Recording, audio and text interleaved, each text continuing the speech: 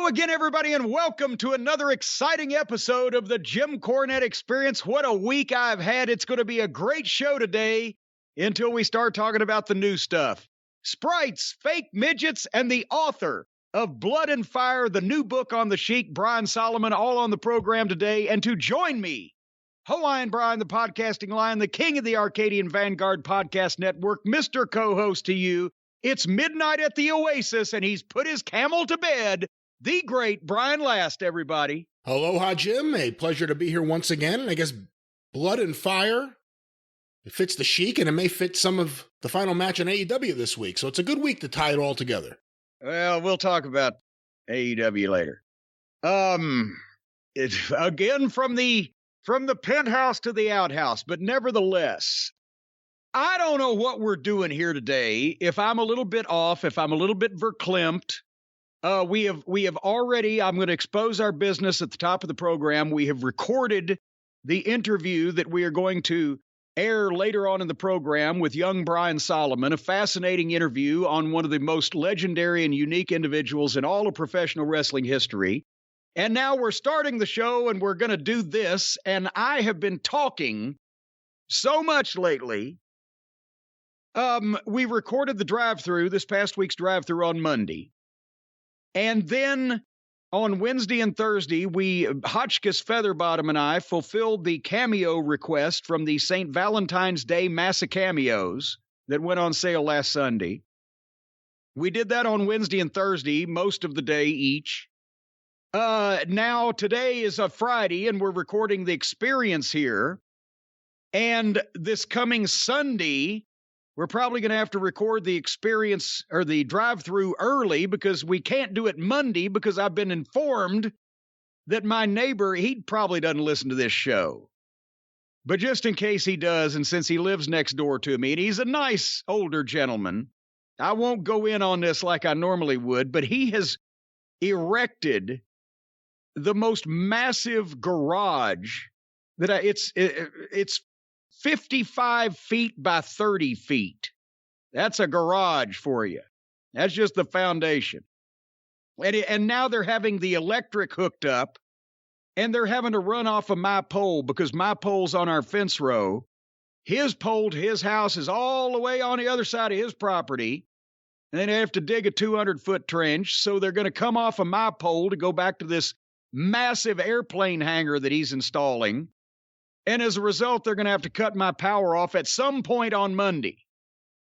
So and that's Valentine's Day too. So we're going to be sitting here, me and Stacy and Harley, all three, in the dark, lighting aromatic candles.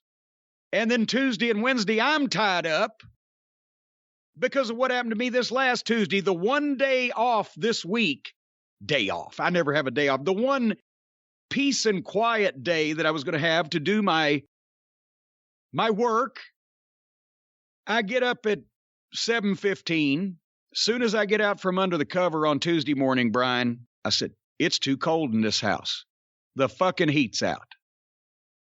And I go down and I look at the thermostat, and sure enough, the thermostat is set at 68 and it's 65.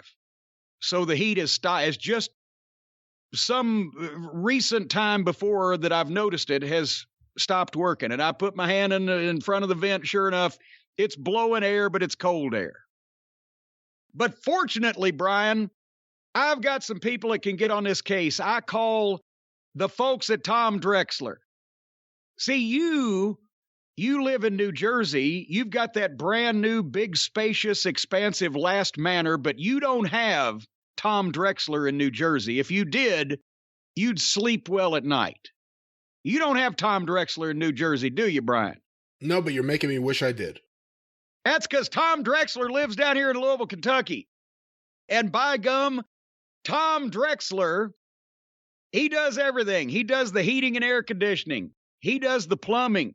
He does the electrical work. They do everything. If something goes wrong in the house, they can fix it. I call Tom, and you know how I call Tom Drexler. You know about certainly you've heard the jingle up in New Jersey. What's the jingle? Call the plumber whose name is his number. Call the plumber whose name is his number. Call one Tom Drexler, that's his number. Yeah!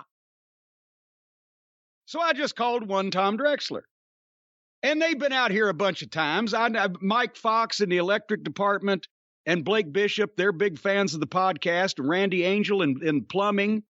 And Josh and James, who were just over here looking at this furnace and got me squared away. They're all big fans of the program. They've been out here a bunch. They've done all kinds of things. So I have them, but they couldn't get here till about 2 p.m. James comes in first with a young man he's training. And they look at it's the oldest furnace in the house. I got 4 of them. This is the oldest one. And I've been planning on replacing it, but I didn't think I'd go to do it Tuesday morning, right? So he gets it running. And I said, well, now what's going on? And he shows me all the pictures and where it's leaking and what the things that's happened because it's old and it's starting to go. And he said, well, it's working now. He said, but you're going to have to sign for me to leave it on, you're going to have to sign a release that I've informed you that you could potentially die in your sleep of carbon monoxide poisoning. Oh, boy, that's what you want to hear. And I said, well, he said, we can replace it in one day. I said, well, the problem is tomorrow's cameos, Thursday's cameos, Friday's the experience. Sunday apparently now is going to be the drive-through again. And I thought it was going to be Monday because that's Valentine's Day. But nevertheless, I said the next day that I can do this and have this done and have this noise going on in the house is Tuesday.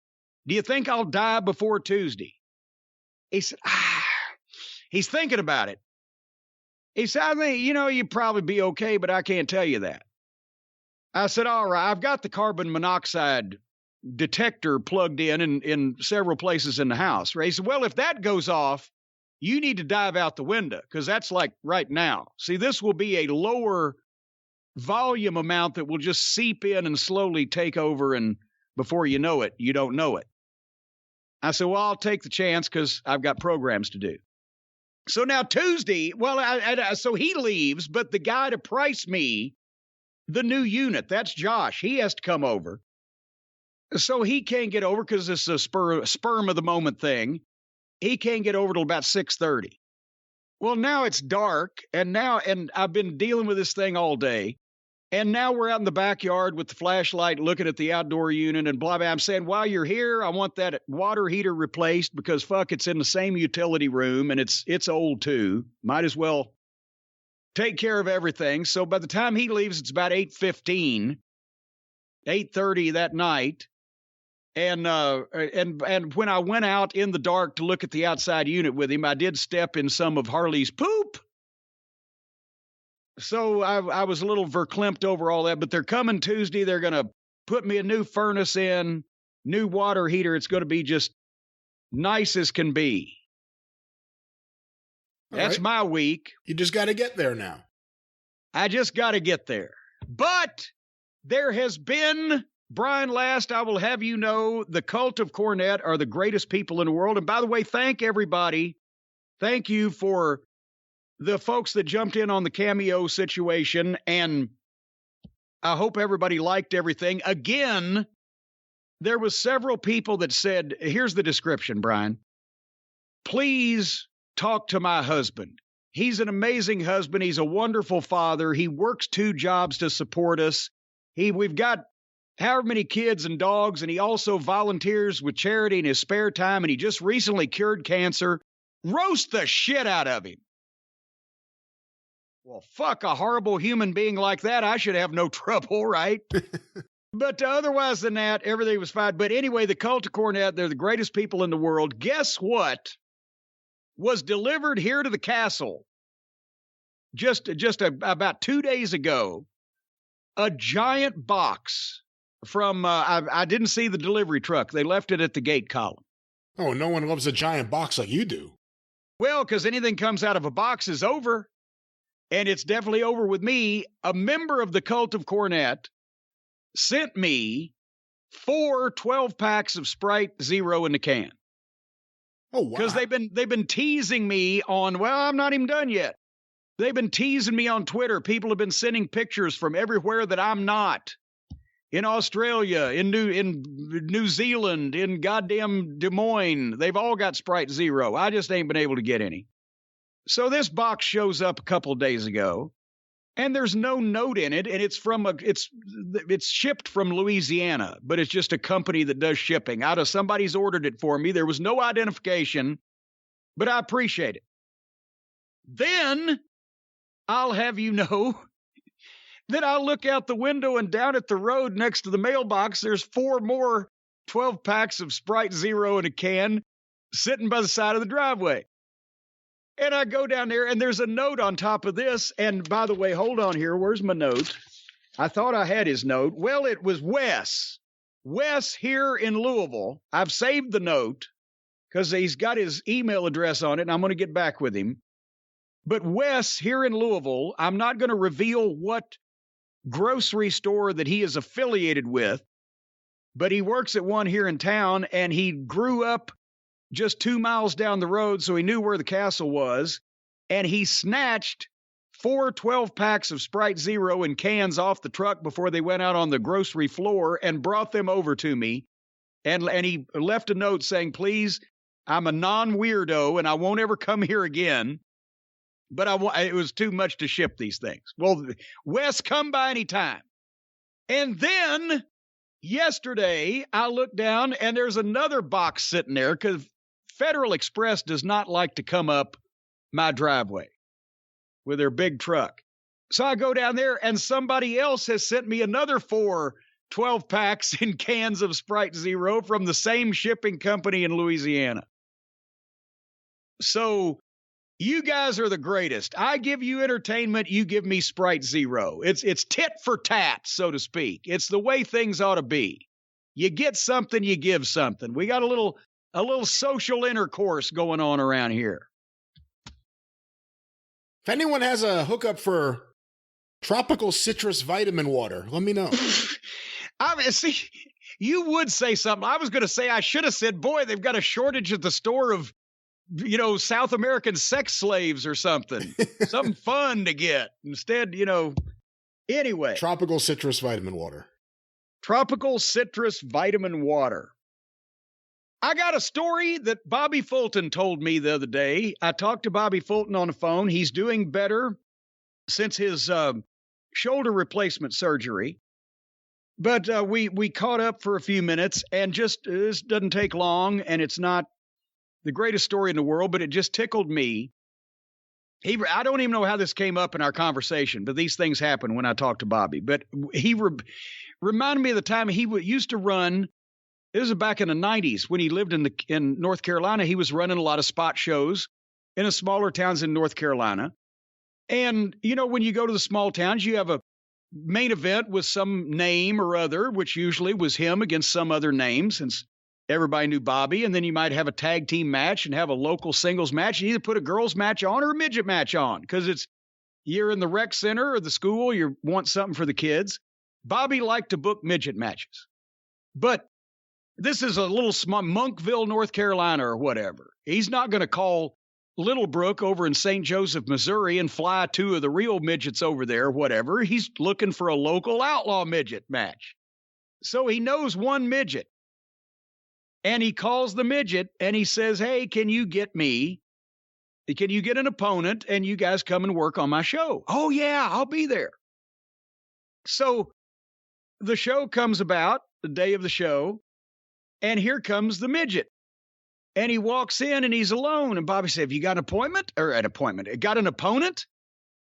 And the midget said, well, yeah, he's going to be here, but he's a little taller than me. Well, I don't care, whatever. Well, he don't see nobody. He goes back to the guy again. He says, hey, is this guy going to be here? So, well, yeah, but he's a little taller than me. I don't care. Just, he needs to be here. Finally, Bobby looks up in the locker room. And in walks this little old man, about 5'3" and 50-something years old and kind of balding, whatever. He's a little old man. He says, he thinks it's a fan. He says, hey, what are you doing in here? You can't come in the locker room. Well, I'm wrestling tonight. No, you're not. Who are you supposed to be? I'm the midget. Fucking Bobby freaks. He flips out. He's, what the fuck? And he goes to the real midget and he says, this ain't a fucking midget. What are you trying to pull here? Well, he's all he is. I could get him, but he's the only guy I got to work with. All right. So he's stuck between a rock, and he went off on these people. He said, I can't believe the type of people that I have to deal with in the wrestling business, that you would do something like this, and that you would cheat me and lie to me and bring me a fake midget.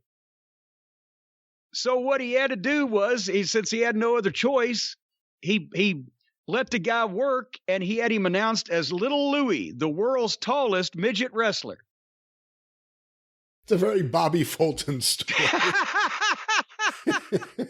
And the thing that tickled me the most was his extreme indignance that some outlaw midget wrestler would misrepresent himself. He said, you people are the shame of the wrestling business. If there was like a wrestling TV show, like a comedy, this would be one of the episodes. What happens when the wrong midget wrestler... What happens when the guy's not even a midget wrestler? Yeah. You have to make do with these things. At least he wasn't like Sam Phillips' son. Who was it, Jerry, that Sputnik Monroe made the... That's right. Because he was a 12-year-old kid, but he wasn't a midget. He was just a 12-year-old kid, and he was perfectly formed because he didn't have the short legs or whatever, so they called him the world's most perfectly formed midget wrestler or whatever. Anyway, I've got emails, Brian. All right. I'll have you know, I've got some emails from the Cult of Cornette. Just real quickly, this is from Riley from Glens Falls. Dear Mr. Cornette, I sent an email over a year ago to the drive-thru, but unfortunately, Brian only favors people named Charlie from Cockville. Around Thanksgiving last year, my grandmother passed away at the age of 96, and I had emailed you to tell you an entertaining story that's pretty legendary in my family. Back in the 1970s, Andre the Giant paid a visit to the small town of South Glens Falls, New York, hometown, by the way, of Hacksaw Jim Duggan. My grandfather was a frequent patron at a local bar, and when he walked in, he saw this massive human sitting in his seat.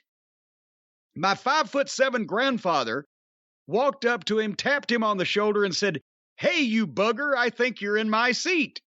Andre then proceeded to laugh, picked my grandpa up like a baby, and placed him on his bar stool. He shared a beer or two with Andrea. I don't know who Andrea just came into this story. And later that night, possibly my grandmother. My grandmother. I think he meant Andre, and he misspelled it. Oh, wait, he shared a beer or two with Andre. Okay, that's right. Andrea is apparently not his grandmother. Anyway, shared a beer or two with Andre, and later that night, my grandmother ended up even dancing with him. Her and I always joked about that story and laughed about it routinely up until her passing. Appreciate you, Mr. Cornette. Toppings belong on pizza, Brian. Sounds fake. It's not fake. Here's one. Something that we discussed on the program a week or two ago. We talked about an impending colonoscopy that I may be having, and the story of Steve Austin's colonoscopy, or Steve Colon's Austinoscopy. Steve O. Yeah, Steve O's. This email is from Grumpy Lemming. Hello, Grumpy. Dear Jim, I can tell you from personal experience that in the United Kingdom, you do not go to sleep when you have a colonoscopy. They give you the option of gas or air. What the fuck? I'll take both. Anyway, I had my colonoscopy in Burnley Hospital. That day, the Burnley Football Club was playing against Blackburn, and those two towns have a rivalry that's lasted a long time. Don't ask me why. I can't stand football. And the doctors asked me, was it okay to carry on listening to the radio during the procedure? I said it was okay. What? So apparently the doctors said, we want to listen to the football game while we're sticking this thing up your ass. Well, no, it could be actually. You know, sometimes if you listen to music and you do it regularly while you do something, you got to get into a routine. Maybe a guy wants to hear some music and kind of get his thing. No, it was the football game. Oh, I guess it was the football game. Yes, that's why he mentioned the foot. Are you paying attention? Yes. He's listening to the football game while he's shoving the gimmick up the guy's ass.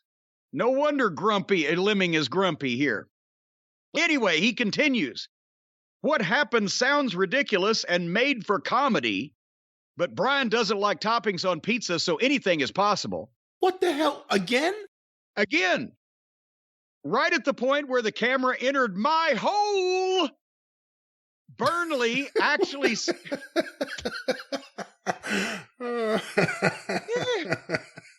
Burnley actually scored a goal, and the crowd cheering seemed so loud. It was pretty surreal, to say the least. So as soon as the thing goes up his hole, the football team scores the goal, and the crowd cheers. They go wild.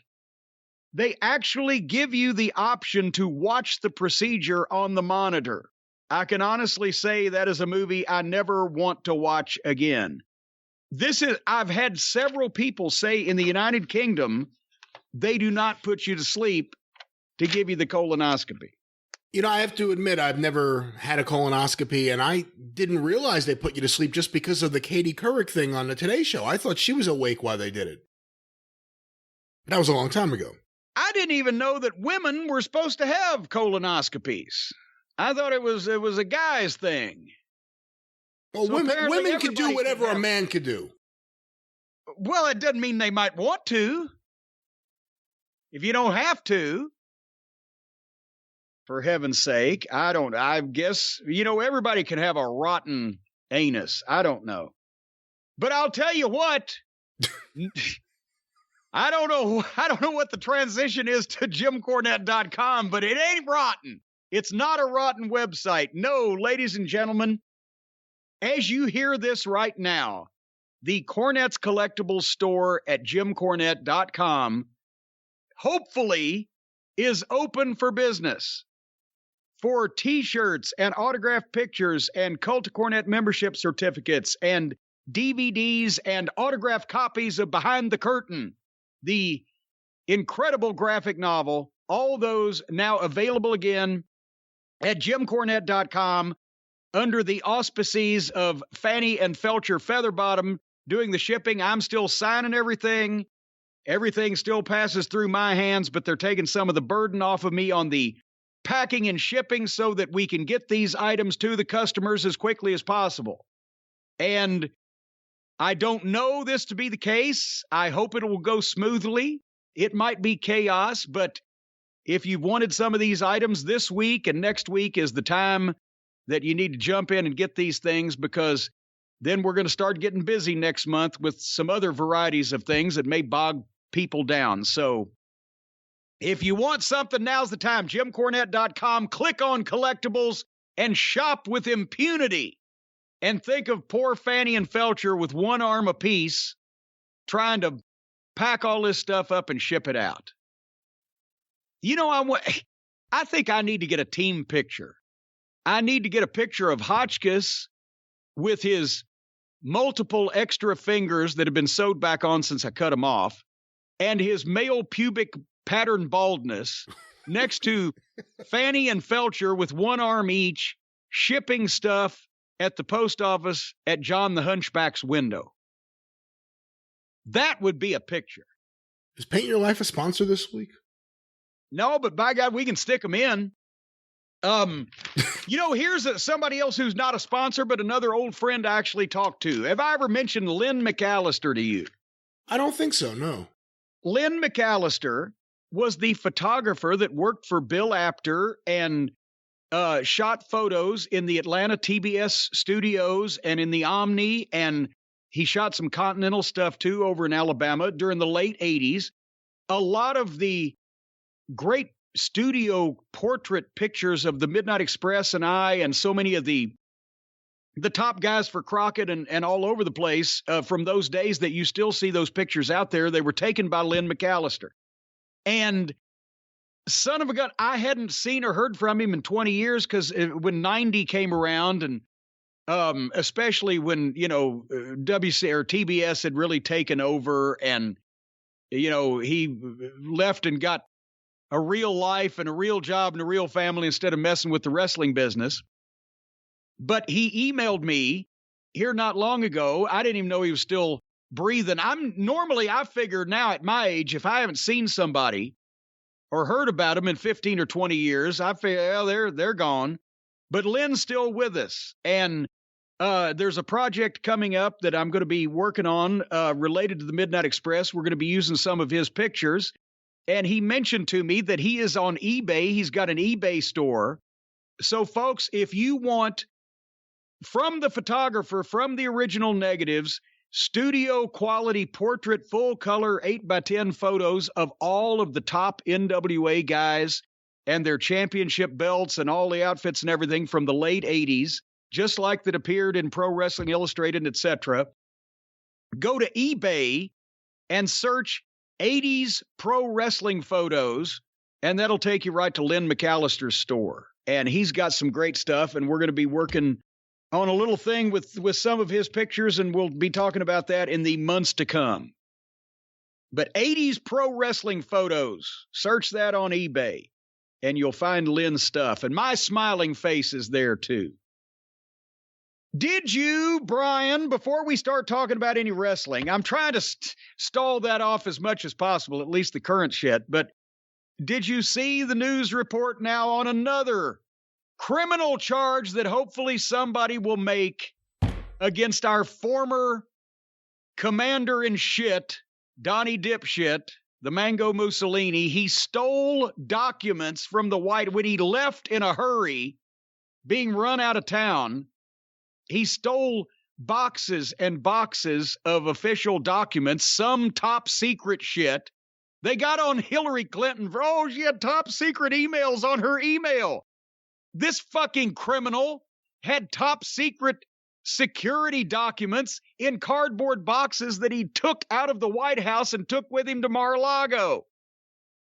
And they noticed they're missing, and they've been talking about it and asking him about it, and finally he was forced to give them up. They've recovered those. They're trying to go through that now to see what he was trying to cover up. That is, by the way, a crime. There is a legal statute against it. All presidential documents have to go to the National Archives. He was trying to cover up whatever criminal conspiracy he was involved in that is delineated in those documents. And they said, well, we left in such a hurry. You think? Most criminals usually do. And there's a new book coming out by Maggie Haberman that I suggest, I'm going to be on that. I suggest everybody read it, that indicates that the maintenance department at the White House would often find toilets that were in Trump's vicinity clogged up with torn up documents that he was flushing down the toilet. It shouldn't be a surprise. All the gambling parlors, the drug dealers, the illegal betting places, any criminal group covers up their activity like that. They're just Omarosa Manigault. They're on the outs now. She actually came into the room one time and saw him eating a piece of paper that he had just torn up. This fucking guy learned from goddamn Frank Nitti. You can't make this shit up. And all we need, the only thing that I'm mad about at the Democrats about, the only thing I'm mad about Joe Biden about is he's too nice, and the Democrats are putting up with this shit. Somebody just charge and convict this fucking asshole on any one of the multiple things that he's done that are wrong, illegally, immorally, ethically, whatever, so that he can't run for any kind of office again, so that we can feel that the world is safe. That's all they got to do. And this would be a fine one, because the law states that anyone in office that does this, that steals or covers up documents, or tries to hide documents, or won't turn documents over, whatever, not only would lose their office, kicked out of that office, but they would be criminally charged. Well, here's a nice one. Here's another of the many. So just charge the fucking asshole, convict. I don't even care if he goes to prison at this point. Just send him back to Mar-a-Lago to melt of old age. But just convict him so that we do not have to worry about him running again. With all the other shit we got going on in this world, we don't need to worry about that. anything, jaywalking, I don't care. He's committed umpteen million crimes. Convict him of one. Quit being a bunch of pussies. Eating and flushing the paper, Brian. But I mean, of course he did. I mean, did you for 1 second think, I'm sure Trump left all the documents exactly where they need to be taken for time and looked at by historians? No, of course he was eating and flushing papers. I expect nothing else. Well, but here's the thing. I have to think that this was foretold when they did the news stories where they talked about all that Donald Trump eats is Big Macs and Diet Cokes and bullshit like that. I would have to think that his toilets would be clogged up. And with a diet like that. And now we come to find out that he's eating the documents that prove that he's a criminal, lying psychopath, a grifter, and a con man. He's eating those and clogging his toilets up in the White House. Brian, all the man had to do was start the day off with a healthy breakfast, and not only might he have been more palatable for other human beings to interact with, but he wouldn't have stopped up all the toilets in the White House. What do you think? That's a very interesting way of looking at it. I think it's a way that a lot of historians in the future will probably try to think what could have happened with this administration. Well, that's true, because Donald Trump has been full of shit since the day that we first laid eyes on him. But if he had had a healthy meal, a good breakfast, and ate better food, he wouldn't have been full of shit. And folks, I'll tell you what, if you want a healthy breakfast and you want to make your bowel movements a pleasure and just a miracle to behold, all you've got to do is go to Magic Spoon. Folks, Magic Spoon is perfect for meeting your goals, whether it's eating healthier, saving time in your morning routine, cutting down the carbs and the sugar. You're going to live longer, and you're going to poop like a champion. You don't need all this cereal that's full of sugar and junk that the kids eat. You just need stuff that tastes that good, but doesn't have all the unhealthiness. Don't be drinking these protein shakes and all that powder and stuff. It's like drinking sawdust with muddy water. Now you can have a delicious breakfast. Every single serving of Magic Spoon cereal has 0 grams of sugar, 13 to 14 grams of protein, and only 4 net grams of carbs in each serving, only 140 calories a serving. Keto-friendly, gluten-free, grain-free, soy-free, low-carb, and it won't clog up your toilet. Build your own box. You can get cocoa, fruity, frosted, peanut butter, blueberry, cinnamon, cookies and cream, and maple waffle. You go to magicspoon.com/Jim, build your custom bundle, and start the day off right. And use the promo code Jim at checkout to save $5 off your order. Of course, it's backed with the 100% happiness guarantee. Brian, you've narrowed this down for me. As other things can make you unhappy and they will not give you your money back from the cereal. But if the cereal makes you unhappy, they will give you your money back. Is that correct. The case? That is 100% the case, yes. Okay, so if you eat the cereal and then you walk outside and somebody has taken a shit on your front porch and you're not happy about that, they won't give you your money back for the cereal. No, and maybe you should move. Well, that's true. And you just did, because you had that shit on your porch every morning. Anyway, folks, remember, get your next delicious bowl of guilt-free cereal at magicspoon.com/Jim. Use the code Jim to save $5 off at checkout. All righty, let's talk about a little old wrestling before we get to the new wrestling, because we did a thing on the drive-thru this past week. I've been going through my office filing cabinets, and I've got stacks and stacks and mounds of papers and files and reports and et cetera from every promotion in the world for the past 40 years. And we came across not only my prized copy of the TNA television format where Shitstain had Dr. Stevie Drug Abyss, and we read that. That seemed to be popular with the audience, but also we read a few excerpts from a couple of the WWF agent reports from the 90s. And I found a couple more. I'm just going to go through a couple of things here. I saved these, I remember specifically, because it was these two are a couple of things I was involved in. But I mentioned that before I read any of this, this is a transcript. And what the agents would do at every WWF house show, there'd be two agents, at least, one for the locker room and one for the box office. And they handled everything from both ends. And every night after the show, there was a recording line at the office in Stamford that the agents would call and had as much time as they wanted to dictate their agent reports. They'd get back to the hotel, call from the hotel phone or what. This is before cell phones for the most part.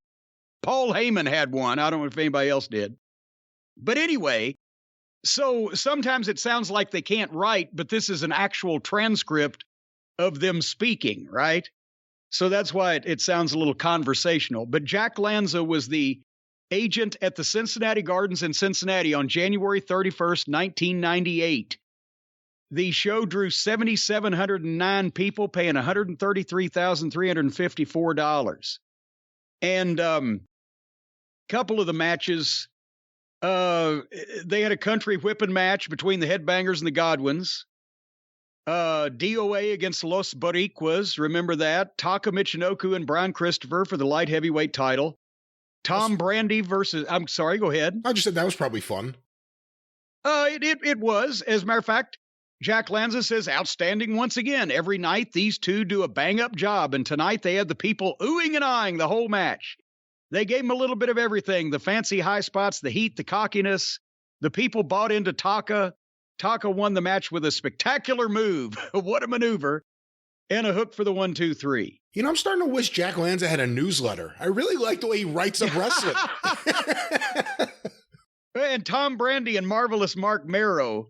Of course, Sable is a big part in the match. She gets a tremendous ovation when she comes out, and there's tremendous heat on Merrow when he sends her to the back.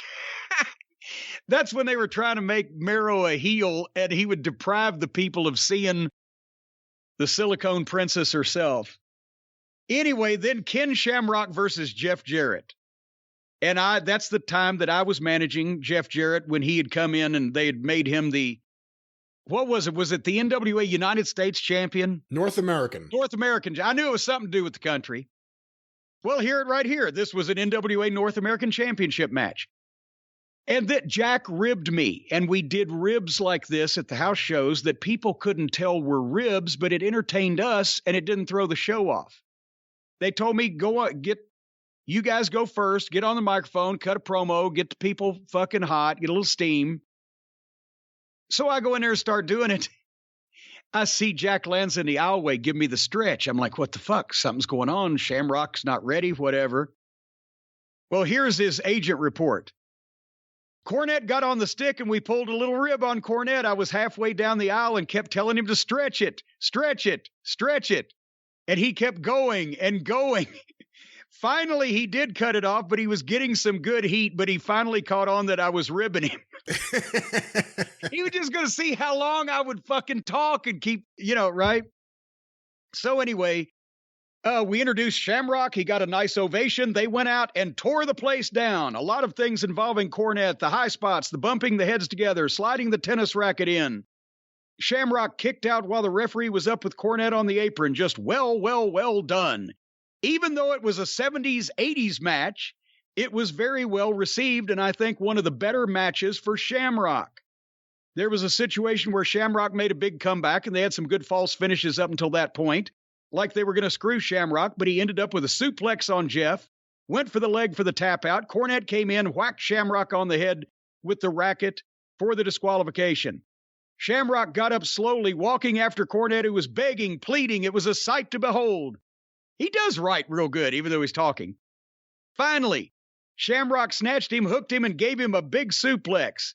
I hope he didn't get hemorrhoids on it, but he got him up pretty high and flopped him down.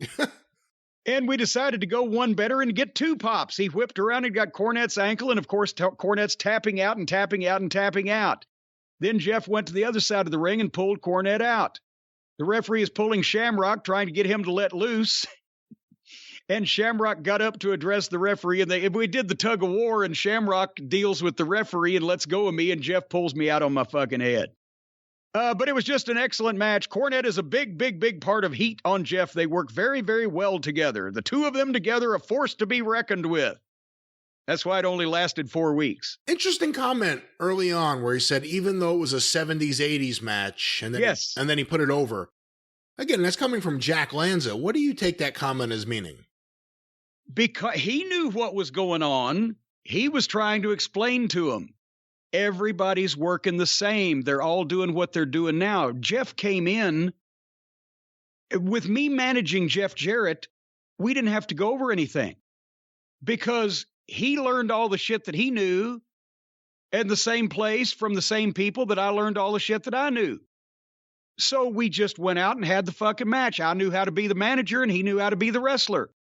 If he takes a bump and rolls out under the bottom rope and comes up standing next to me and just looks up at me and puts his right arm on my shoulder to like say, stay here, that means the babyface within the next 3 seconds is going to slide out and give us the double head bonk. That's not hard to figure out. You don't have to call it.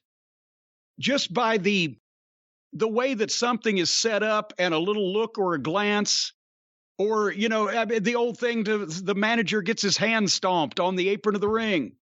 If the babyface is paying attention, if I'm yelling at my guy who's taking a rest and I'm leaning my hand out under the bottom rope on the apron of the ring, all the babyface has to do is run over and fucking stomp it. That doesn't need to be called. But nobody in this generation didn't know how to work those matches, high spot matches, keeping the people fucking occupied. It's a cold match with no angle behind it, but there's plenty of action and plenty of pops. And it's just old-fashioned wrestling. And what Jack was saying, even though you guys in the office don't like the 70s and 80s wrestling, it always gets over when you find guys that can do it. And because it was a different kind of match, Shamrock was not used to that style and didn't know all those things, so you had to kind of lead him through it, but it ended up making his matches more exciting in the house shows. He couldn't just go out there in a house show and do what he did on TV, fucking belly to belly and suplex and boom, world's most dangerous man, that's the end of everybody. You had to put in some time and give him some gaga. The double head bonk spot, I always like to be in the guy's right hand. Because you know how to screw you up if you're in the left hand. Imagine that you and me, Brian Last, we're in the ring with John Cena, and Cena's going to give us a double head bonk. Well, he grabs me in his right hand, and he grabs you in his left hand. And you can find out instantly whether a guy knows how to work or not by just how he does this. If he grabs both guys, you and me, by the back of our hair and just holds on, then he knows what he's doing. Then we rear back and we fucking go forward. And the reason I like to be in the right hand is because if I'm right-handed and I'm in the guy's right hand, my right arm is free. Whereas the guy in the left hand, if he does some contact with his right hand, he's going to get bogged down in the guy that's doing the double head bonk because he's on that side. So all the guy in the left hand has to do is come forward with his head, turn slightly to the right, and stick his shoulder out there, and the guy on the right hand, he's going to come not only with the side of his head, but also with his right hand waving in the air, and the impact is going to happen at the same time where we touch each other by the shoulders. The heads never meet, but the fucking arm flies back along with the heads and the hair, and it causes the impression of a collision, and then we all take bumps. If the guy grabs you and he tries to pull your heads back, well, fuck you, for one thing. For another thing, he doesn't know how to work. And if he tries to shove your heads together, double fuck you, and he really doesn't know how to work. Simple. Anyway. You know, on a national stage, everyone got to see Jeff Jarrett as that heel with a Jim Cornette briefly, but with other managers or other heels around him. But, you know, go watch like 93 Memphis and 92 Memphis. In 91 Memphis, maybe too. He is really good as that babyface stomping on the heel manager's fingers. As good as he was having the heel manager in his corner. He was really good as a babyface. You know, and then of course he became a heel as soon as he went to the WWF, but he was actually really good as a babyface. Well, and Jeff is one of the best workers that I ever managed. And he was one of the best workers in TNA. That's why I say his matches, he held everything together because he could work babyface or heel. He could work with anybody, and he knew old style wrestling.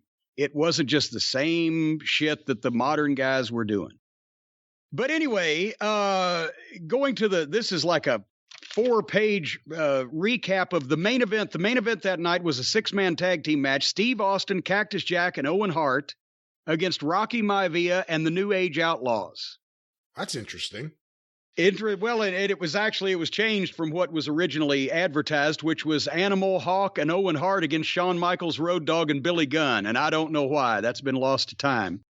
But just listen to Jack Lanza talk about this. Remember, this is January 1998. And people are just catching on that Steve Austin is the biggest star in the wrestling business, right? As of recently at that point. What was the date? January what? January 31, 1998. That's why Shawn's not there. That's right after the match at the Royal Rumble with his back. Ah, well, there you go. He's selling that again.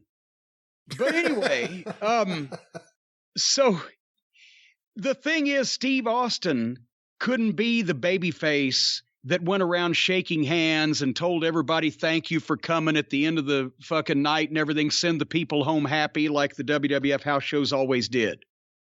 So instead, Steve starts doing something that Steve Austin would do. So here's the description. After Hunter and China is out of there, they've done some business. We left Steve in the ring. He hit the corners again, and the pop just didn't stop, and he left. But then what he did tonight was very, very interesting, and it's a signature move to him. I've told him he's got to do that every show now. It serves the same purpose as when Shawn was a babyface going around and hugging and kissing the people, when Brett was here doing his thing, when Hogan was here doing his posing.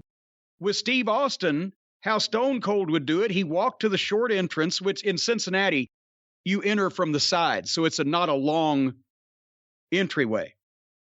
He walked to the short entrance, he walked to the curtain, stopped, looked at the people, just walked back down to the ring and held up his hands and turned around and walked back. My God, it was like he was throwing $1,000 bills at them.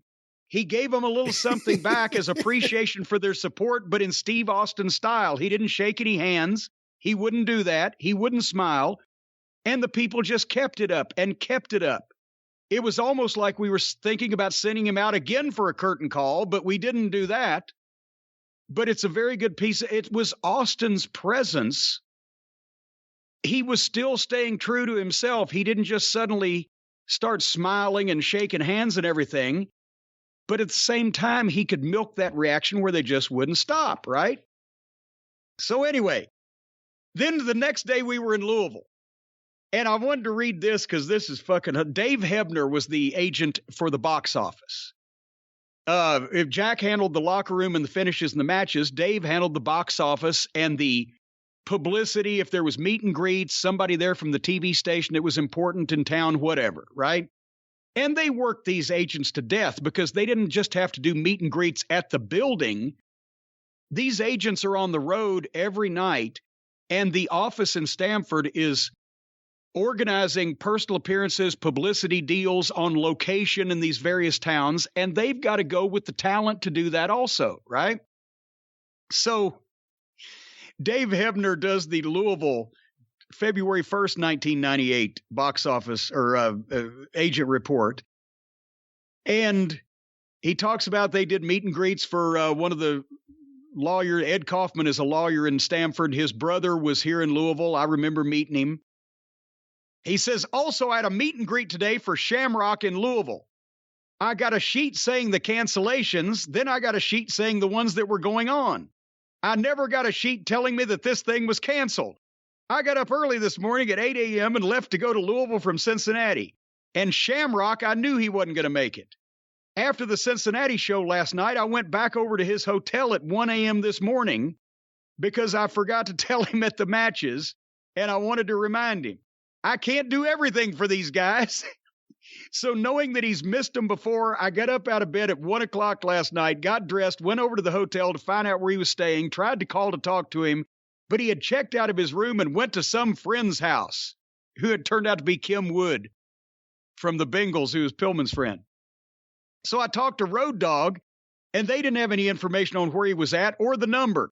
So I went back to the hotel. I called the Headbangers, got them up at 8 a.m. this morning, showered, shaved, and we left to go to Louisville and make that personal appearance from noon to 1.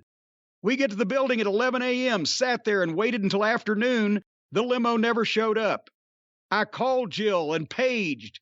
She tried to call me back. I called Tracy. She didn't call me back. I called Tracy. She called me back. These are secretaries. And the personal appearance had been canceled. Jill said she told me it had been canceled 2 days ago. I was home on Thursday. I was home on Friday before I left. I could have been paged at home. Nobody told me anything. You know, when I'm at home, my beeper stays on 24 hours a day, whether I'm working or not working. See, there's no cell phones. You had to beep people, and they had to go to a phone somewhere and call you back, right? When they need something, they could always call me to tell me to do this, tell me to do that. And it was just a shame with all that traveling down to Huntington, West Virginia, 200 miles down, 200 miles back, a double shot Saturday. I'm not complaining. I'd like to get a little rest before TV. It's nice, you know. I just thought we'd get a call to say it was canceled, but nothing. So we got to the building at 11 a.m. Like I said, the limo didn't show up, so we just stayed at the building from 11 a.m. until the time we left tonight. It just didn't set me off too good, I can tell you that. Wow. This kind of shit was all the time, but the show in Louisville sold 5,772 tickets for $105,260. That was pretty much considered I'm sorry, wait. With the comps, it was 6,185 people. That is a complete slap dab sellout of the Louisville Gardens. That's how hot Austin was. And in the main event that night was, again, Stone Cold Cactus and Owen against Rocky and the New Age Outlaws. And that was, same type of thing. And again, Ken Shamrock and Jeff Jarrett. And it was obviously it's my hometown, and Jeff had worked here his entire career pretty much up to that point. So we took advantage of the crowd being somewhat predisposed to be into what we were doing, and we tore the house down again. What did Hebner say? We heard how Lanza put you over. What did Hebner say? Well, no, Lanza's doing the report again on the matches. That was Hebner's report from the box office and the appearances and everything. But what Jack said, hold on, we get the DQ. The funny part is at the end. We get the DQ. We have the same match. He's putting the match over. Shamrock, I hit him with the racket. He's coming toward me. He's milking. I'm begging. Shamrock snatches me and suplexes me, then goes for the ankle, blah, blah, blah. And finally he says, here's what we were all waiting for tonight. Since Cornette filled himself at his mom's house for dinner, a late dinner plus pie and everything, as you would imagine, he was stuffed. So we were all waiting for him to barf in the ring on the belly to belly, the suplex, right? But he said if he'd landed on his back, normally he would have exploded, but he landed on his hip. So he'd rather have a plastic hip than to lose any of the food that he ate this afternoon. So that was rather humorous. But anyway, there you had a couple of other excerpts from some agent reports from back in the old days. You're making Jack Lanza very popular. I want to hear more of the Jack Lanza stuff. I'm telling you, he was a hell of a guy. And that's why Austin took him to be his primary house show agent. Because Pat just went to the TVs, and Pat was, for pay-per-view matches and big Raw matches and et cetera, Pat was the guy. But on the house shows, Steve asked Jack kind of to take him under his wing, and he was the one giving him advice and criticism or suggestions or whatever on all these house shows where Steve was still figuring out how to be Stone Cold. If one of these reports that Jack Lanza called in had something that would be even mildly concerning, who reads it? Who sees the transcription and who acts on it? Vince got him. I don't know whether Vince sat there and read every word. Everybody in the office, Bruce, myself, whoever was on creative, Jim Ross. Do you have the report from when Michael started the riot in Little Rock? God, possibly somewhere. I remember reading it. See, I didn't save everything. You have to remember between the Finkel reports and the agent reports and these things, I'm sure just the documents that I got on Finkel reports, agent reports, and memos would be a 6 or 8 foot stack of fucking paper, single sheets over my period of time there. So I didn't save everything. I may have it though, because I got a bunch of stuff. So we're going to be, look, as I as I continue cleaning out my files, we'll find some more shit. But yeah, he started the riot because they were in Little Rock, Arkansas, and people started throwing shit because they were the heels, and it's Mid-South town, and the people were drunk, and they were old-fashioned wrestling fans. And instead of just starting the match where they would probably calm down and stop throwing stuff once the match got started, without even starting the match, Michaels just turned around and left the building and said, fuck it, I ain't working. And when they found out they weren't going to get the main event, that's when they set the seats on fire. Literally. So, yeah, that was a big topic. And Danny Hodge was there. JR had booked Danny Hodge in Little Rock and, oh, God, whatever other. Tulsa, probably, or something in Oklahoma the night before, Oak City, Tulsa, to be this, I think, special referee or whatever. And so now there's Danny Hodge, and he's got to watch this little fucking whiny bitch-ass baby Shawn Michaels throw another fucking tantrum and start a riot.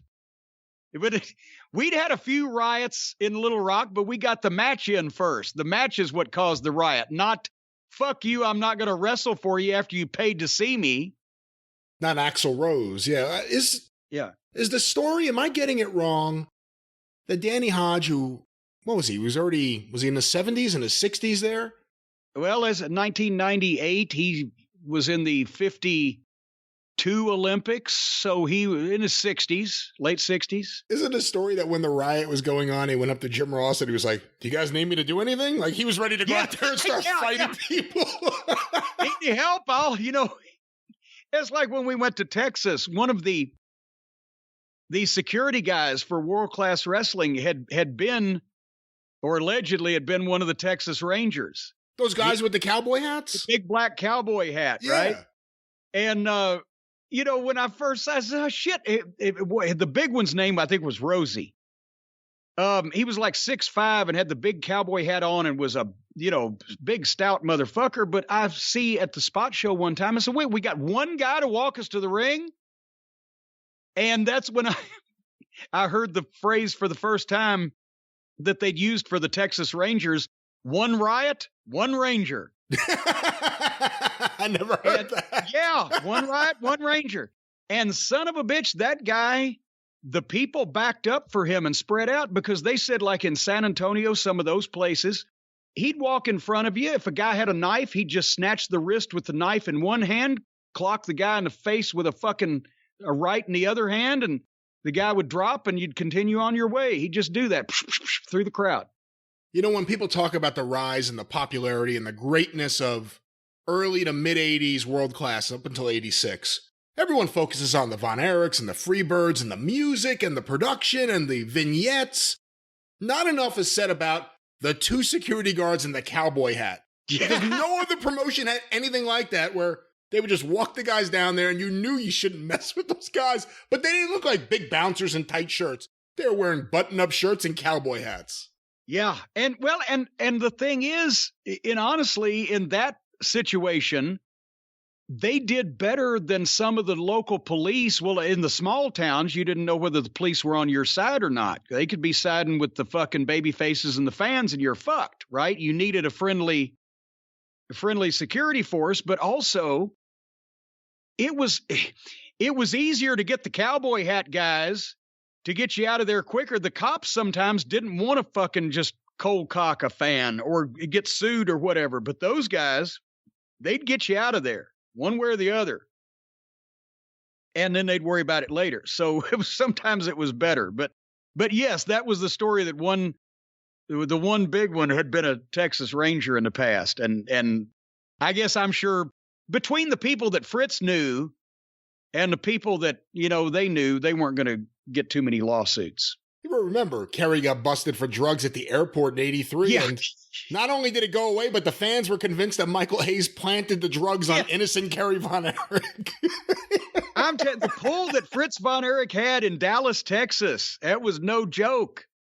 You get caught with drugs at the DFW airport, and goddamn, it just goes away. It's an interesting topic. Which promoter had the most actual pull in their town? Not as a wrestling promoter, but in terms of what you can get away with and what you could do. Well, a lot of people said that Nick Goulas is the one that got the NWA off the hook in the antitrust business in the late 50s because he was friends with Senator Estes Kefauver from Tennessee. I mean, you know, we've just talked about what Fritz could do in Dallas. Sam Muchnick in St. Louis, he knew everybody, every politician, every journalist, everybody in the media. What about Watts in New Orleans? Was it ever like that? Watts was good in Louisiana because his attorney, the Athletic Commission, was also on the Athletic Commission, Pepe Bruno. Yeah. Emile Pepe Bruno. And they had an archaic ruling in Louisiana for quite some time that there could only be one wrestling promoter authorized to be the booker of wrestling matches in the state. And that lasted for a long time. And there was Louisiana was so crooked politically, as long as you knew the right people, you could get away with anything. But Watts himself as a person probably had more pull in Oklahoma. What about Bosch in Houston? Gosh. Remember when George Bush ran for, I think, Congress initially, he knew I have to go to wrestling and become friends with Paul Bosch. Well, they became real friends, but I have to go to wrestling and get to know Paul Bosch and get that audience. I mean, that's how powerful Bosch was in Houston. Yeah. And, you know, and Vern Gagne in Minneapolis. He couldn't stop them from taking his house with eminent domain. Well, but that was a long time after the heyday. That was in the 90s. That's true. When he was not only a star athlete from the University of Minneapolis, then he went to the fucking Olympics, and then he was on national television and comes back as a conquering hero in the 1960s. He was one of the biggest, 50s and 60s, he was one of the biggest sports heroes in the state of Minnesota. Legitimate sports, because he was an NCAA champion. So they all, by virtue of who they were, they all had television in their markets. They were all there for years and years and entrenched. And I mean, even in Knoxville, I talked to bankers and high-powered attorneys that his kids had snuck under the fence at Chilhowie Park to go see Ron Wright. So now, you know, guy's president of a bank, but he has fond memories of when he used to break the law to get to see this guy. So, and which promoter had the least influence politically? Mike LaBelle? Which promoter had no influence whatsoever?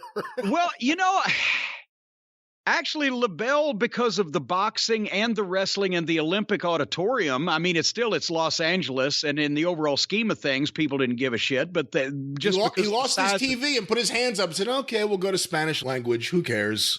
Yeah, but the size of the town out there, the wrestling promotion was not going to be the talk of the town like it was in Memphis or Atlanta or whatever at one time. But you know, they still had maybe. I don't know. I don't know how much pull old Bob Geigel had over in Kansas City. I hate to shit on Kansas City all the time. Well, let me ask you this, and then we can move on. So Nick Goulas, primarily Tennessee and Alabama. Let's just focus on that. Right. We've seen pictures of various wrestlers with George Wallace. And you just mentioned another politician that Nick Goulas was friends with. If you were a politician in Alabama or Tennessee, and you were covering a district that had Nick Goulas wrestling, more than likely, did you know him and did you have a relationship with him in one way or another? When you were running for office, did you call up and say, "Hey"? Well, yeah. See, that's the thing, is that Nick was from Birmingham. And that's why Birmingham was one of his, when they were able to bring Birmingham into the Nashville and Chattanooga booking office, that's why Nick always went to Birmingham, and Birmingham was kind of his town, and that was a Monday night town. And it was Monday night, I was about to say, yeah. So when they brought Memphis in, because Roy Welch, that was his town. That was right down the road from Dyersburg, the seat of the Welch family dynasty. He took care of Memphis on Mondays. So depending on what market it was, yes, George Wallace was the Alabama governor in the 60s, and you've seen a bunch of wrestlers' pictures because they were invited to the governor's mansion. Because in Birmingham on Monday nights, you know, if there's 5,000 people every Monday in Birmingham, those are a lot of fucking voters. And the wrestlers were all over television, and the ratings were huge. In Memphis, Nick never went. Nobody saw him.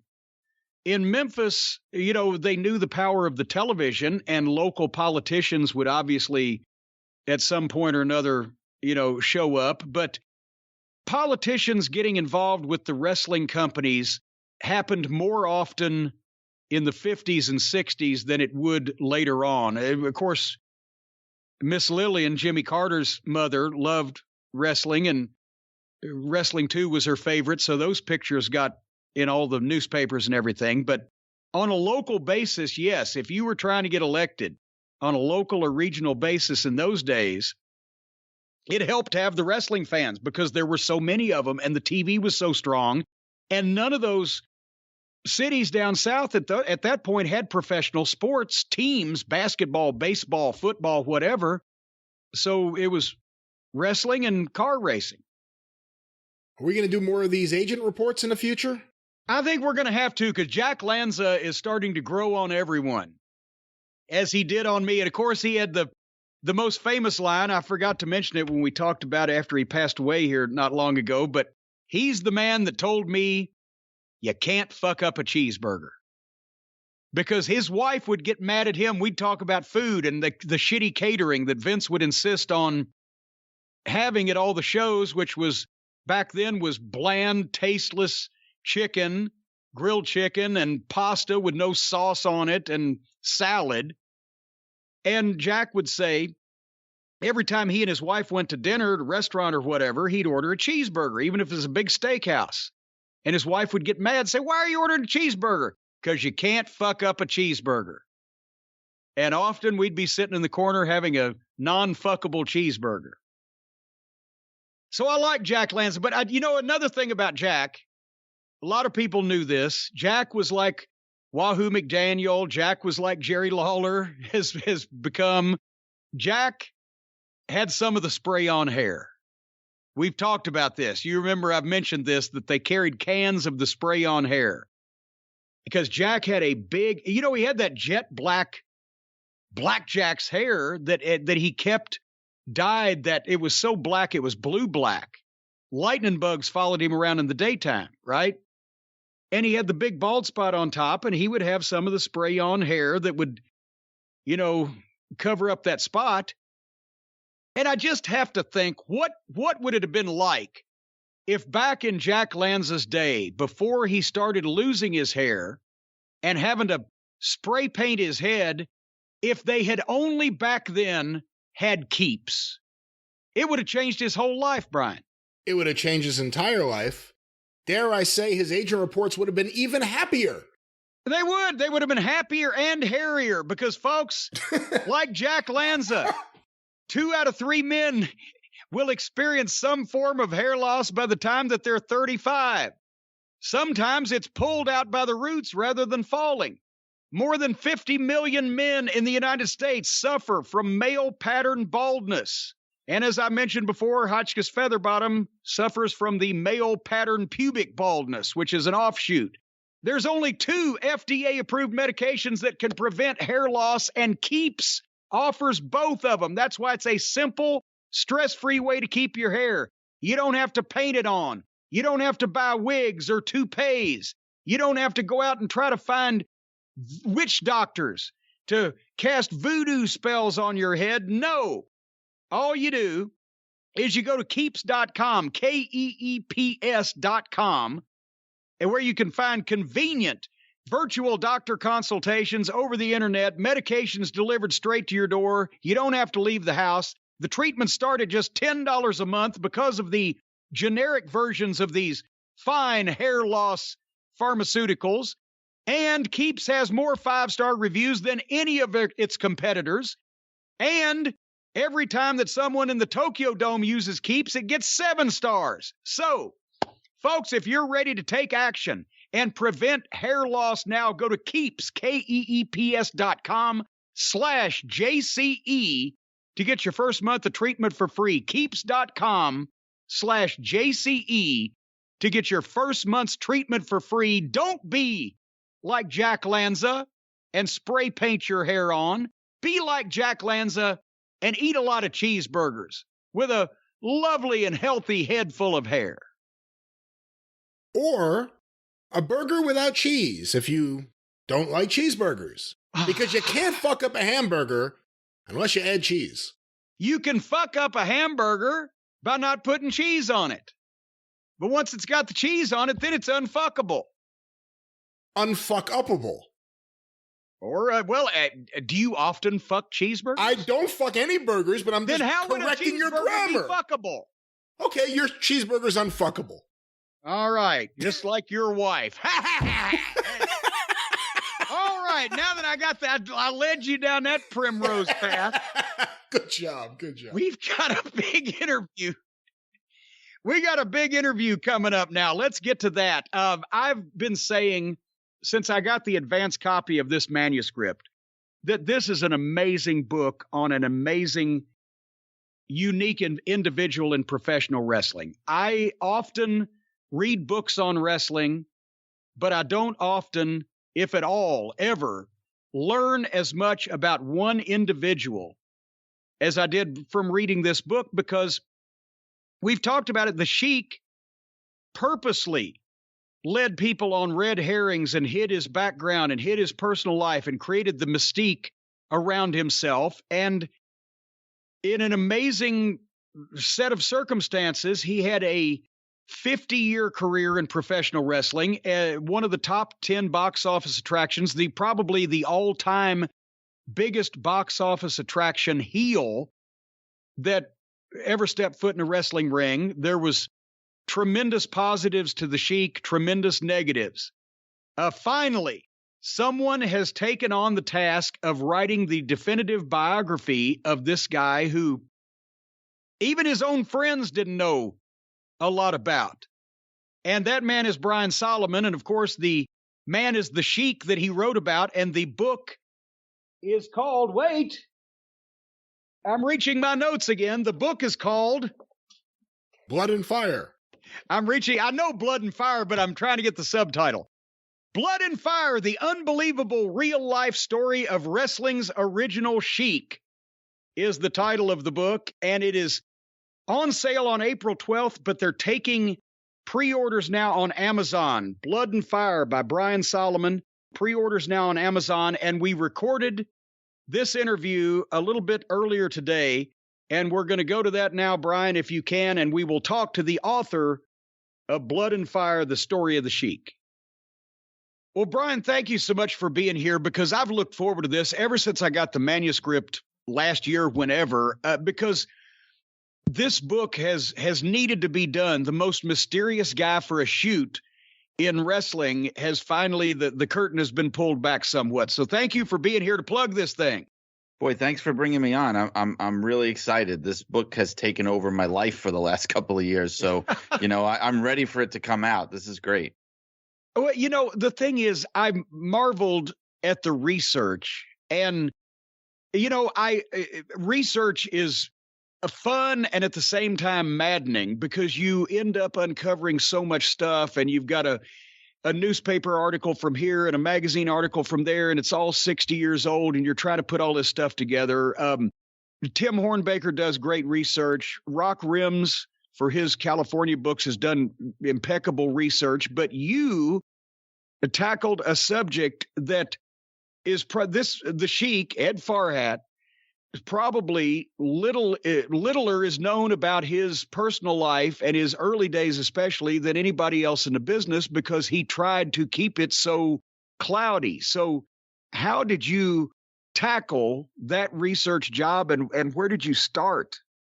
Well, I think the issue of how secretive his life was is probably why nobody had tried to do a book before, or, you know, it was just, it's too difficult. And I think before the internet, let's say, I don't even know how I would have done it. I mean, it would have taken me a lot longer to do, especially because right when I started working on it, which was the fall of 2019, COVID hit like a few months after that. So the idea of me, you know, I had all these lofty plans. I'm going to travel to Detroit and I'm going to go to the Hall of Records and blah, blah, blah, blah. And I was stuck in my house for months, you know, so I had to kind of work around that. But, you know, it's one of those things where you would really be surprised at what can be found if you dig around. And I think maybe people just didn't know where to look. But I mean, I was able to request his military records, okay, from the national, whatever it is, Office of Records. I got, you know, his birth records, his death records. Just Ancestry.com is incredible what you can find on there. And because you're talking about the early family stuff, I was able to find, you know, ships manifests showing when his parents came over from Syria and things like that. And, you know, there would be times where I'm looking at stuff and sitting there and thinking to myself, I think I may be the only living human being on this planet right now who is aware of this fact that I'm looking at. And I have to put it in this book. Yeah. And well, and I guess this would have been possible before the internet, but as an old friend of ours used to say, highly unlikely. Just much harder, yeah. Just because you would have had to literally gone to all these different cities and these places where the stuff is kept, and nothing. I remember even 10 years ago, before the newspapers.com thing got popular, you know, John Cosper and I were going to the Louisville Library to do research on Louisville wrestling, just looking at the old newspaper ads.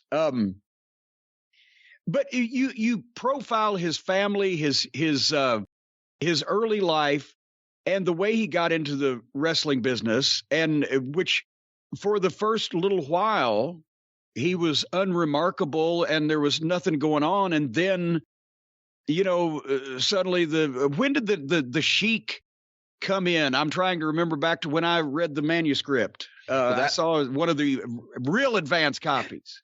That's right. That was printed out specifically for you at Staples. I went to great lengths to get that to you. 2 reams of paper they had to go through. So, you know, that was, but I'm glad I did it. Oh, but to your question, I mean, it's kind of one of these things where, so that was something else that I uncovered that I think was not really part of the conventional knowledge about his career, because the conventional wisdom always was that he, and everyone I asked told me the same thing, that he just emerged fully formed as the Sheik of Araby, that he never had a match where he wasn't using that gimmick or persona. And that turned out to not be true. I discovered that, okay, so he starts calling himself the Sheik of Araby in 1949. And that's when people start, you know, would always say, well, that's when he started. But he was wrestling for 2 years before that under his real name, Ed Farhat, straight out of the Army, with the angle being, you know, this squeaky clean local Lansing boy, you know, served in the war, and now he's back and he's a YMCA wrestler and just, you know, total white meat babyface, what you would never imagine. And I found on newspapers.com, glad you mentioned that. I mean, that is a godsend. I found the article advertising his first match, and it has a picture of him just as a wrestler, but just as himself. And apparently He did that, yeah, for a couple of years. And then I think it was partly Harry Light and partly Burt Ruby that got together with him, and they sort of came up with the Sheik of Araby thing, which came from the title of a popular song. Well, now, and a lot of people now are sitting there thinking, well, how was this guy so mysterious when he had already been wrestling as himself? One of the key facts to make that transition a little easier was not only that he hadn't been used in really a main event capacity and he hadn't been pushed, but also there was no television. He hadn't been beamed out. His style, his look, his visage hadn't been beamed out on television to everybody. It was only in the small clubs that he worked in live that you would have been able to see him as himself. And then suddenly television comes around, and now with a little bit different look and the whole gimmick, he's the Sheik of Araby, and he's on TV to vast amounts more people than he had ever appeared in front of before. Yeah, it was much easier to keep those things secret back then, obviously. And even visually, I would even say if you had even been there in one of those small shows and seen him, you might not have even known that it was the same guy, because he was completely clean shaven. All he had was just plain pair of trunks, plain pair of boots. I don't think you'd even be able to make the connection, honestly. But I don't think he had his first, thinking about it now, I don't believe that he would have even been on television until he wound up going with Fred Kohler and Jim Barnett on Chicago TV, the Marigold stuff, which was already a few years into his career. So nobody, the average wrestling fan, would have had no idea who he was before, say, 1952 or 53 about. Well, yeah, and actually, I said television came in, but even Detroit didn't get television wrestling until the early 50s. Also, it was the network stuff, if they, whatever television stations were on the air then, but they didn't have a local program at that point in time. And here's another fun fact. Some of my childhood interests clashing together, because in the old days, the promoter in Detroit was Adam Weissmuller, who was Johnny Weissmuller's brother, who was not only an Olympic swimmer, but Tarzan in the movies that I loved Tarzan movies before I even saw wrestling. That's right. Yeah. Adam Weissmuller was before, because at the time that the Sheik started, the main guy in Detroit was Harry Light. He was the NWA representative for Detroit, the whole thing. He was kind of the king of Detroit. And you also had Bert Ruby as kind of like his second in command. But yeah, Adam Weissmuller was the promoter in Detroit immediately before that era. There was if you go back even further, there was Nick Londas, who was no relation to Jim, but he was the guy who originally ran the Olympia Auditorium, and that would have been, I didn't put it in the book because I wasn't 100% sure, but I believe that the Sheik and his family, or Eddie and his family, were wrestling fans, and I think he may have been going to shows as a kid, even in the 30s. And he may have seen some of those Londas cards, but I didn't put it in there because I wasn't 100% sure. And you mentioned Bert Ruby, and he and the Sheik had a long relationship. Bert Ruby was still used as, was he not as a figurehead promoter even when Sheik took over the territory in some places? He was, and this turned out to be kind of a point of contention, I have to say, or maybe kind of just lingering bad blood. So some people may know this, but Bert Ruby has a son who lives out in California. He's no kid himself these days, but he is a high-powered sports lawyer, and he has some and I think Hollywood too. He has some high-profile clients. I think Deion Sanders was a client of his. And so I found him, and I reached out to him. And I wanted to interview him for the book. And the impression that I got, and in fact, he kind of said this directly to me. He said, I'd be happy to talk to you about my dad. I'd be happy to talk to you about Detroit in those days. I will not talk to you about the Sheik.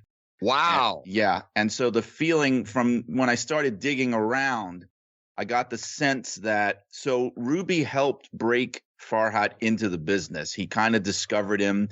He brought him to Harry Light. He helped to groom him. And then I think what wound up happening is when Farhat took over Detroit and he bought it out from Barnett and Doyle, Bert Ruby was still running the smaller towns. And I think he gradually may have just sort of pushed him out.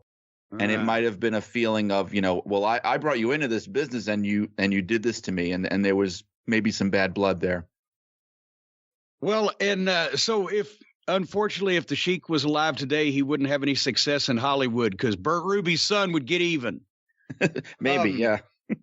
But, the Sheik, again, was so unique in wrestling because he had several different eras of stardom, and each one successively kind of got bigger. He was on network television in the 50s, the Sheik of Araby, and as you mentioned in the book, he got wilder at that point, but still it wasn't the late 60s, 70s Sheik with the pencil and the fire and the drooling and the crazy and mayhem.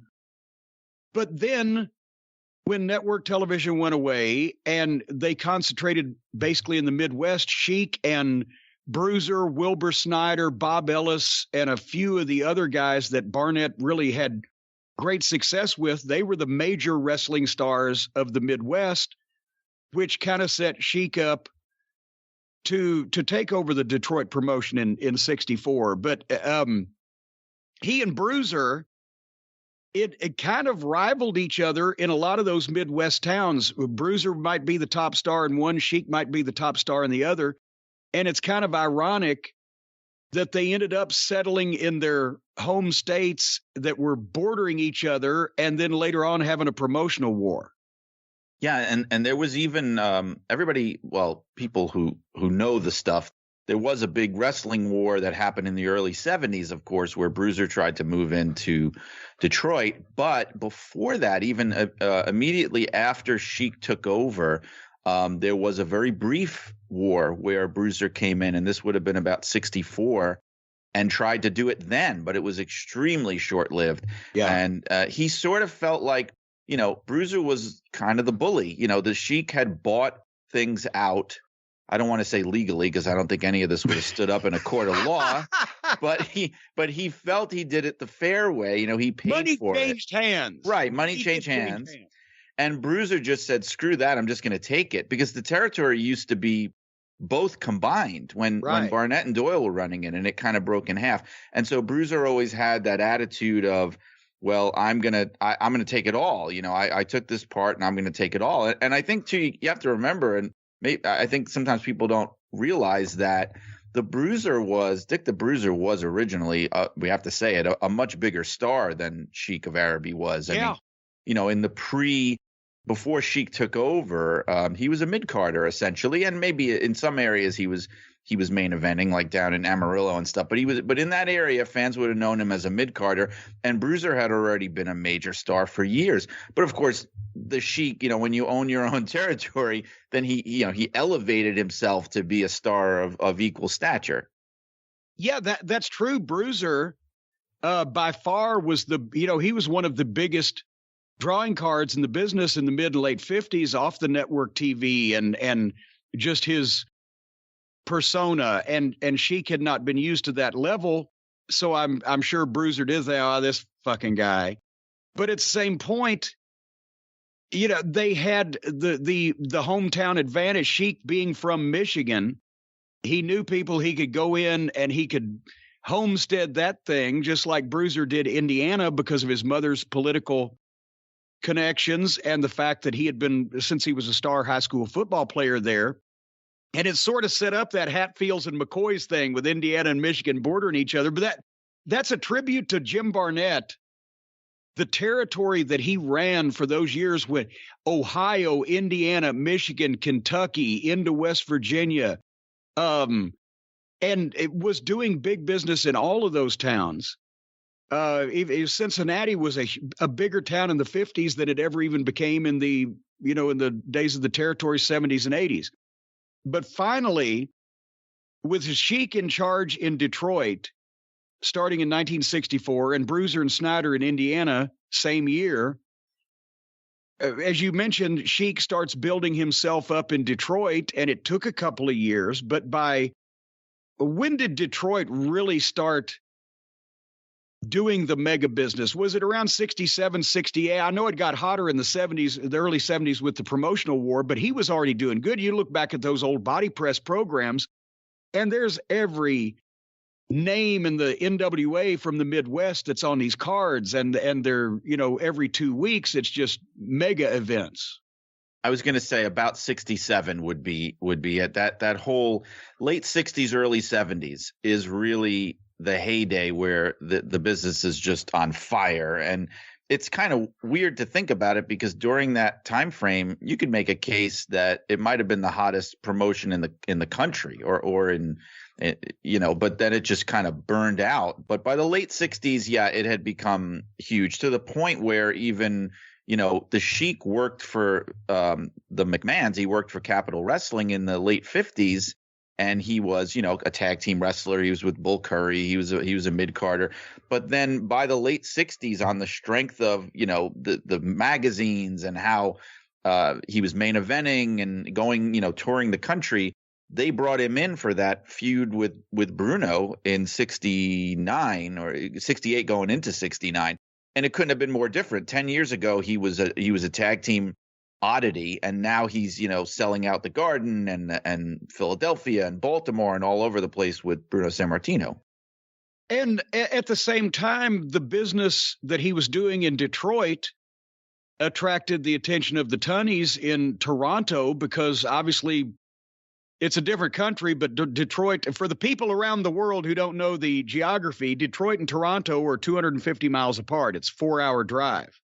And some of the TV in Michigan and Ontario overlaps as well, because the TV signals don't know international borders. So with the Sheik doing that kind of business down the road, he got the not only got a spot in Toronto, but then finally got the booking deal where Tunney was using the Detroit talent. And that gave Sheik not only a hot city like Detroit, but one of the great North American wrestling cities that was under his control. And the Maple Leaf Gardens had seated almost 20,000 people. And that's where he had that famous or maybe infamous 127 match undefeated streak, where he didn't lose in a single one-on-one match for 127 straight times. And I think that Tunney maybe regretted it became almost like a Faustian bargain, where he brought in the Sheik to be this headliner and booker, and then he couldn't get rid of him, and he just wouldn't stop booking himself on top and beating everybody. I mean, he's beating Luthez in multiple appearances. He's beating Sammartino up there and Gene Kaniski and the Funks and just whoever he wants. And the people just got sick of it after a while. Well, and then also, I don't even want to jump ahead, but that since you brought it up, the straw that broke the camel's back was often pointed to as the match with Andre. Right. Where, I've seen the video. It lasted 4 minutes, and fireball to the face. Andre rolls out selling, and the Sheik gets disqualified, and still the Sheik doesn't get beat. Right. That really seems to be the turning point. And you can, like you said, you can see that match. It's floating around. It's on YouTube. It's been on video, put out there. And yeah, I think that was the point where the people just had enough, because I looked it up, and this was, I think it was 73 or 4. So Andre was still kind of on the ascendancy, right? He was a huge star, but he was going to get even bigger. And he had not lost a match. I'll rephrase that. There wasn't a match that he hadn't won in a year, no matter where he went, anywhere. And that was the one where he, even, I think the fans were just sort of like, do you mean to tell me that this guy can't even lay down for Andre the Giant? I mean, give me a break. He threw fire in his face, and Andre gets counted out, and he wins the match that way. That's right. It was a count out, not a disqualification. Right. It was not, I don't believe he was counted out of the ring. I think it was just because of the fire. Yeah. He was incapacitated. It's a very weak way to get out of it. But here's the thing. Now we're not trying to tear the Sheik down. And by the way, the name of the book again, Blood and Fire by Brian Solomon. But would you say that this is also a fair estimate before the hot shotting and the won't get off the top and the won't put anybody else over or make a new star inevitably did what all those things do in wrestling? Between 1967 and 1974, and I'll preface this by saying they just released the WWE figures. They sold 600 and some thousand tickets last year. Of course, that was a pandemic, and that's all over the world, including stadium shows, whatever. But of recent years, the WWE in the entire world has been selling, a little over 1 million tickets per year. In Michigan, just the state of Michigan and the province of Ontario, in that 7-year run between 1967 and 1974, do you think it's fair to say the Sheik sold 5 million tickets or more in just those two places? That would be very fair because, and you guys have talked about it so many times, the whole structure of the business was so different because you're talking about the Sheik running Cobo Arena, which is a 12,000, I think even 12,500 seat building every other week and sometimes every week and selling it out or coming close to selling it out all the time. And so, I mean, that adds up, and you could never do that today, but that was their market, in the same way that the WWF was running Madison Square Garden every month and selling it out. I mean, that's the way they did it. So not only would I say that number is very realistic, but he was outdrawing anybody you could name, music acts, rock bands, whoever, God knows he was outdrawing the Detroit Pistons. They were terrible around that time. That was one of their worst periods. So it was like, Dave Brzezinski calls Cobo the house that the Sheik built. And I think that's fair. Yeah. And I mean, just in per year in Detroit and Toronto, you're looking at over 400,000 tickets a year, just those two cities alone. And that's with him flying around and also main eventing in Los Angeles. He was on the LA, the Olympic Stadium, or not the Olympic, the LA Coliseum card. With Blassie and Tolos that drew 27,000 people. He was on the card of the U.S. title, Sheik versus Bobo Brazil. He was a guest star everywhere that any of the promoters that were in, good graces with him, or he was in good graces with them or whatever. There was a few. Sam Muchnick was not a fan. No. But he was everywhere. And I say this because we talk about his hot shotting and the too much hardcore, too much blood, the constant barrage of it. It works. That's what hot shotting is. And that also people forget today because everybody's allowed to do everything they want. The Sheik was unique. He was the only one doing this level of violence and carnage and mayhem, everything that you weren't supposed to be able to do because it would burn a town out or, hurt the business. He was the one guy that was doing it. That's why it got over.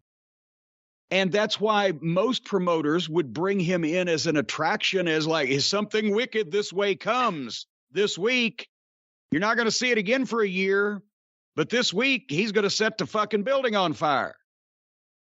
And that's what worked in all those other territories. But his got hotter, quicker, and stayed hot, and then completely burnt out. Well, yeah, that's because he was always there. Because he was always there. Like you said, if he's coming into LA or New York or Texas or wherever he's going, and people know that this is a special thing, it was special. But when you're constantly doing the same thing, and to the Detroit fans, they knew that that's what they were going to see every time. I even wrote in the book that it was almost like he was the anti-Bruno. He even seemed to model his booking on what Vince Sr. was doing, except replacing a beloved babyface with an absolutely reviled heel, which didn't really have the same legs, but he had the ability, which honestly, a lot of the promoters who had their own territory that were also wrestlers, once they got a territory, they kind of stopped touring. And he was an exception to that, where, when Vern Gagne is running the AWA, he's pretty much sticking to the AWA or Fritz von Erich in Dallas and things like that. But the Sheik was still, and in fact, doing it more than ever, touring the country and the world, even while he was running his own territory. Well, he had a healthy ego. Yes. And he liked being in the main events. He liked going to Los Angeles. LaBelle would bring him in so he could go shopping on Rodeo Drive and get the custom-made suits. And he liked the travel and the attention and et cetera. But you mentioned, because we ought to put you onto Trump, because you got Sheik's tax returns for at least 1 year. He reported now, and we've talked about on the program here about how a lot of the business in those days was done in cash, but he reported personal income in 1 year in the early 70s of over $400,000, which would be somewhere around a couple million in today's money. Yeah. And I mean, he's living in a house that has 40 rooms. It's a giant estate. And just to give you an idea, that house today is run as a hotel. It still exists. And it has like a catering hall space. And that was just his house. And it was built for him. It was designed for him. You know, he was really making just money that is incalculable. Like you said, when you're declaring 400,000, especially in wrestling, you had to imagine he was actually bringing in a whole lot more than that. I mean, he'd be coming back from Japan, and I don't even know how he got away with this. The story was that he's coming back with his boots just filled with money and his suitcase just filled with money because they're paying him thousands of dollars, you know, for a match. And when you think about it, he's going out there for like 4 minutes. I mean, that's not a bad way to make a living. Well, and I'm just wondering, if you go to Williamston, Michigan, can you stay in the Bobo Brazil honeymoon suite there at that?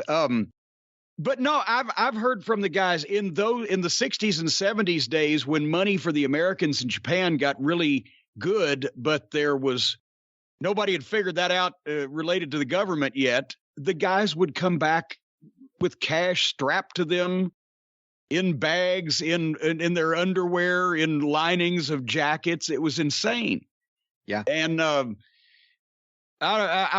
story I also heard was that one of the guys' wives got pissed at him when they were getting divorced and stooged him off to the government. It kind of ruined it for everybody. But you mentioned Japan. About the time that Detroit started dying because the promotional war between Sheik and Bruiser was over. When Bruiser was running Detroit opposite the Sheik the same night, Sheik would sell out 12,000 in the Kobo. Bruiser sometimes would put 6,000 or 8,000 on a few occasions. In the Olympia, there'd be 20,000 people going to wrestling in Detroit on the same night. And this was when there were multiple shows a month. But then Bruiser finally pulls out back to Indiana. They settle it and they do the grudge matches, which drew. But after that, what are they going to follow it with? We've talked about Indiana, how that Bruiser couldn't keep enough towns in one state running to keep the big name talent in the territory that he'd had. Sheik had more markets, Ohio and Michigan, but his talent started aging because, like Bruiser, he never changed it and he didn't change himself. So a couple of years later, both of the territories that were two of the hottest in the country are on their ass. But all of a sudden, Sheik goes to Japan and he's a fucking big star again after he's been in the wrestling business for 30 years. Yeah, because ironically, the turning point for his domestic business was when the war ended with Bruiser, because the things just start to plummet after 74. It was like, it generated interest in his business and people were coming out to see it. And then once he won, his business kind of started to go down. And part of it, too, is because once they decided to start working together, you got Dick the Bruiser, you've got the Sheik. Neither guy ever wants to lose to anybody. So now they have to feud with each other.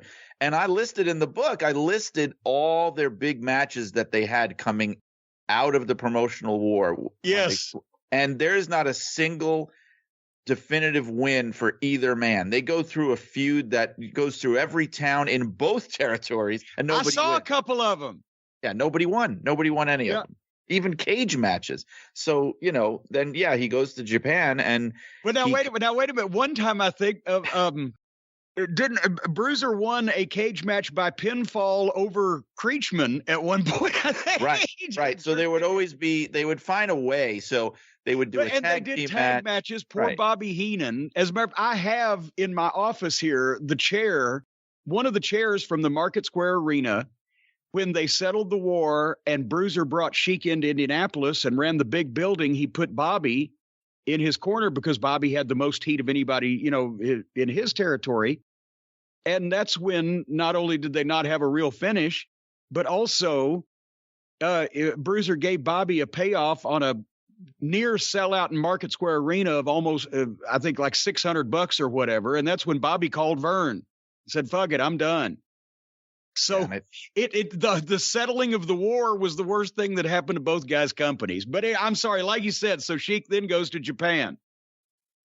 Yeah, he went and really it was Baba. I know he did one tour, which was kind of interesting. Not even a tour. He did kind of a weekend for Inoki, and something went really wrong because what you see in the book is that a lot of guys were constantly trying to run against him. You know, they weren't. There was not a lot of loyalty. You know, and a lot of his own people would jump ship and try to run an outlaw promotion. And there was one time when he went to Japan, it's like they were waiting for him to leave. They were actually waiting for him to leave the country. And the minute he did, it was like Mark Lewin, Killer Tim Brooks, I think even his booker, everybody, Jack Kane, who was his booker, they started a company and he had to rush back.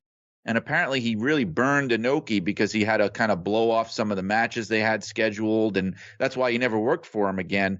And he had to run back to the U.S. to sort of put out the fire. But they even used that when the Sheik was tied in with the Ali Inoki stuff. He was being put out there as one of Muhammad Ali's quote unquote trainers. And I don't know what he was going to teach Muhammad Ali, but how to throw fire. Ali with the fire. Down goes Frazier.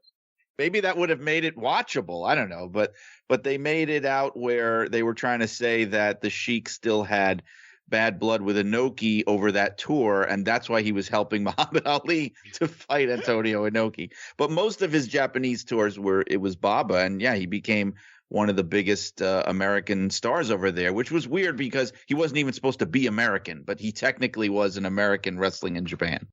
Well, and Baba was so straight as a promoter, and you know, Japanese wrestling was so highly athletic, and what the modern fans imagine that Japanese wrestling is now is what it actually was then. It was treated as a real sport.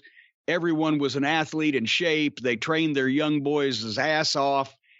And then along comes the Sheik, who is completely different. And of course, he's 50 years old now, but he's got Abdullah the Butcher for a tag team partner. And they've got the Funks to work with. And the Funks are over in Japan, and they're legends in Japan. And the Sheik and Dory Sr. went back a long way, because Sheik, the smallest territory that the Sheik ever worked on a regular basis was Amarillo, because they had a relationship. So now you've got the land of sports-based wrestling with the Sheik and Abdullah the Butcher in it, and the Funks know how to work with them, and it was completely different, and the people went crazy for it. Yeah, and he stood out, like we were saying before. I mean, it was like, and you can watch a lot of it because thankfully they preserved a lot of their video footage a lot better than most American companies did. And you can see some of this, and he comes out, and it's almost like he's from another planet, like he just walked out of a portal from another dimension or something. The way that the crowd is reacting to him. And just people fleeing in terror. I mean, you always talk about fans being afraid of him in general, but you really see it here. I mean, he'll just turn his head and you'll see about 30 people just run about 10 feet in the other direction. And he didn't even do anything. And then they do this kind of unusual thing, which if you ever see it, in Japan, they have a superstition, right? That if there's something you're afraid of, if you touch it, it's good luck. I don't know the origin of that, but that's why you'll see people running up to the Sheik and quickly touching him. It's almost like the cavemen in 2001 with the monolith. They'll tap him and then run away really quickly. It's like they're running up and touching a hot stove where they know that they're scared to death and it's going to be dangerous, but they got to do it once and then they run back. Right. It's wild. And I've seen that in person with when the Sheik was in, I saw him in Market Square Arena on another occasion against Bruiser in a cage again a couple years later. And this time he came out with the boa constrictor. And I'm sitting with my mom on the third row, right? I'm, what would I be, 14, 15, whatever. And as soon as the Sheik came out and came around the corner of the ring, he just lurched. Without moving, he just kind of like made the move like he was going to lurch toward the front row, and grown men jumped up and dove over the backs of the seats onto the people in the second row. And here comes people jumping over the top of us. And we're like, what the fuck? Just from him just making a motion like I'm coming that way. He had crowd control the likes of which it's hard to explain now because people don't react to wrestlers in person the same way as they did then. But this, you knew this guy, and he was potentially dangerous. If you didn't fucking run, he was going to do something. Yeah. I always heard when I got in the business or around the business as a photographer that Mike Lauren, Porky Pig, that folks, that was the name. He was a preliminary wrestler, nondescript, balding looking guy named Porky Pig. But he was not only that, he would wrestle on cards when the Sheik was out of his territory because he'd drive the Sheik in the limo. And also I've heard that he was there to take the bump if the Sheik bladed, ripped up, cut, stretched, hurt in some way one of the fans had tried to attack him. Did you ever hear anything to corroborate that? I know that he acted as his bodyguard a lot of the time, actually. I have a picture in the book where it almost looks like a scene out of Goodfellas where they're in the parking lot getting out of the car. And so, they're in their civilian clothes, and the Sheik has this long trench coat on, and Mike Lauren is there with these dark shades on. So apparently he was kind of like his, muscle or whatever you want to call it. And I think he was a police officer.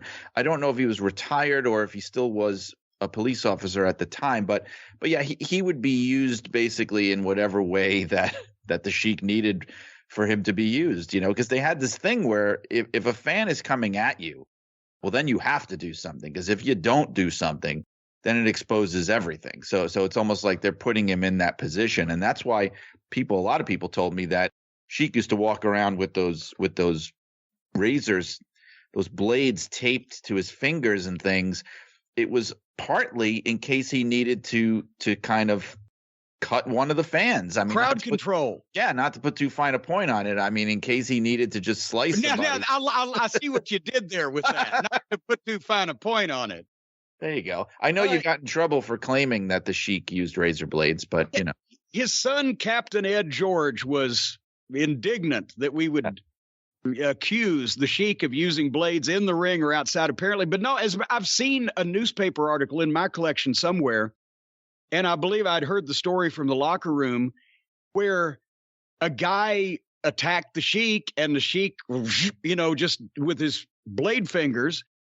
And apparently in the newspaper article, it said the guy was knocked through a plate glass door in the process of being arrested and suffered cuts. Yeah. Lanny Poffo told me a story because he started out, him and Randy, both of them started out working for the Sheik when they were very young. And apparently, I guess he was in a match with Sheik and there was a riot, and he's trying to protect him, because he was kind of an older guy and he wanted to make sure he didn't get hurt or anything. And he was just shocked how quick the Sheik was with the blade. I think he mentioned to me that he reached out and he slashed somebody. I don't think it was a fan. It might have even been it was someone who got involved in the match, and he slashed him. And Lanny said he was so upset just seeing that happen and how quick and unreluctant he was to do it. He said just the image just stuck with him for days. He couldn't get it out of his head. Well, and that's the thing is you can't imagine the heat that the Sheik had. And for the younger listeners, we talk about that all the time also, but you could feel in the buildings when this guy was doing his thing, you could feel the people rumbling. Like there was a lot of people that if they thought they could get away with it, they would have. That was the only thing stopping them, is either I'm going to go to jail, or more importantly, this guy's going to fuck me up, because they believed in him and they'd heard a lot of those stories. But the heat that he had, he wasn't going to stand out there in the crowd and speak to people while he's wearing swimming trunks and, empty-handed, and here comes the crowd. He's going to get back to the locker room and deal with it however he needs to. Right. And there's the story in the book, too, about there was a guy who, and I think this might have been even more than one person. There was a guy who was a so-called legitimate athlete. Maybe he might have been an amateur wrestler or something. And he was running his mouth about how the Sheik was a phony and he knew who he really was. No, I'll tell you, he was from the University of Michigan. It's in Behind the Curtain. It's in Behind the Curtain, right. my wonderful graphic novel.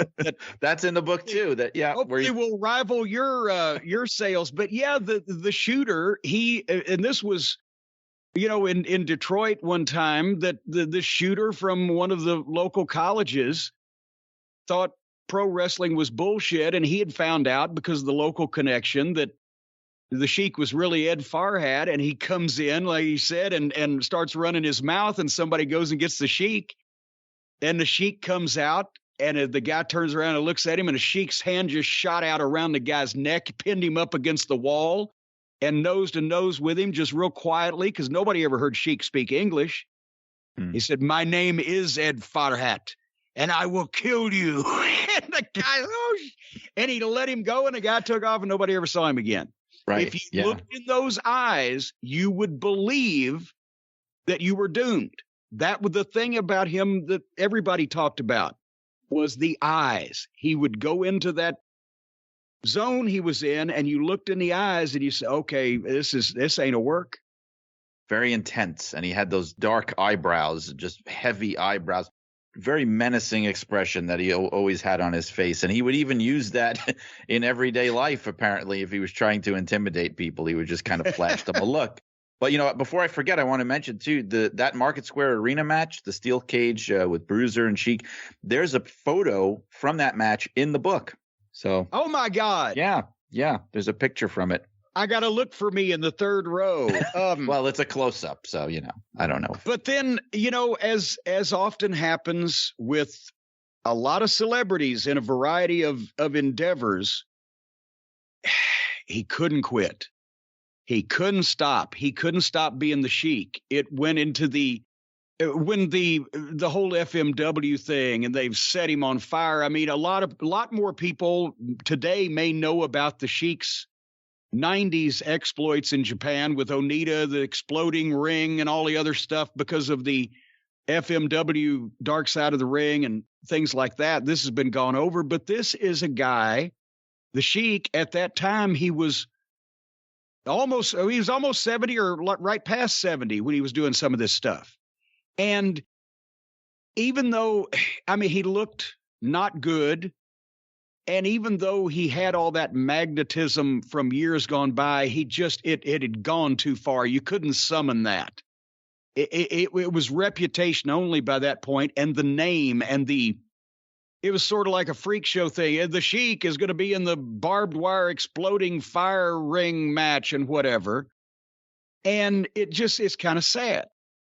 Well, it's like, it was the only place he could go, basically, because people have said, when you become a legend in Japan, they don't forget about you like they do here. And there's some truth to that, because there were a lot of people that were still willing to buy into it in a way that they had already abandoned long before in the United States. I mean, he was a non-entity by that point. I mean, by the time you even get to the end of the 70s into the 80s, no one even wants to work with him. And his act was just stale, and he was just seen as a dinosaur. But they wanted him, and Onita especially wanted him, because Onita had remembered him from working for Baba. Onita was a young boy. Onita was carrying his bags and things, and the Sheik was like a god to him. And at the time, people weren't even sure over there if he was still around, if he was still alive, let alone wrestling. And they somehow got a hold of him, contacted him. And his condition, of course, was, I'll come, but my nephew has to come with me, which it kind of serves two purposes with Sabu, because number one, there's the idea that his uncle, and this is very true, was trying to help his career and was trying to really get him seen by the right people. But there was also the element of, I need somebody that is going to be able to do the work, because I can't, he could hardly even get in the ring at that point. But he had fallen on hard times. I mean, that's the fact of it, is that he needed money. He was in poor shape. He was in poor health. And it was an opportunity. They were offering him $10,000 a match. How in the world could you say no to that? I mean, I would say yes to that now, and I've never even been to a ring. So, because it was what the run with Baba what was they changed after the early 80s. It wasn't going to go anymore. The newer generation of Baba's talent was coming in, and Sheik spent most of the 80s not making any money. And like you said, that 40-room mansion and etc., everything fell into disrepair. He had lived so big. I mean, the stories of him dropping tens of thousands of dollars in Las Vegas at the NWA meeting at the crap table and not even blinking.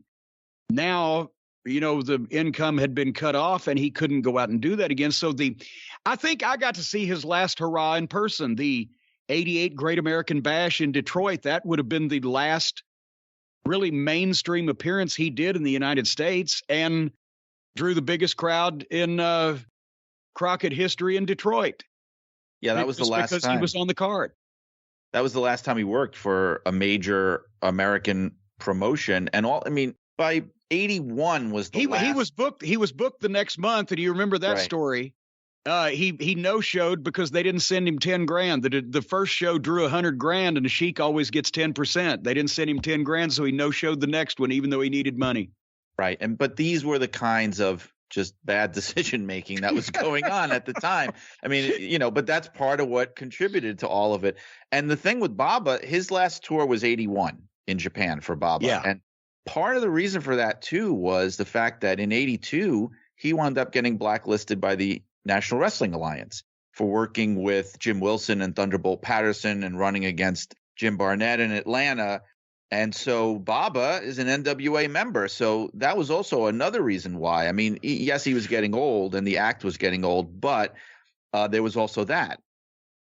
And that when you think that's not a great decision, because obviously, and everybody knew Jim Wilson and Thunderbolt Patterson were not going to make a go of a promotion in Atlanta. That thing was a fiasco from the start. And Sheik also was working for the Pafos ICW because they had a relationship since Randy and Lanny worked there.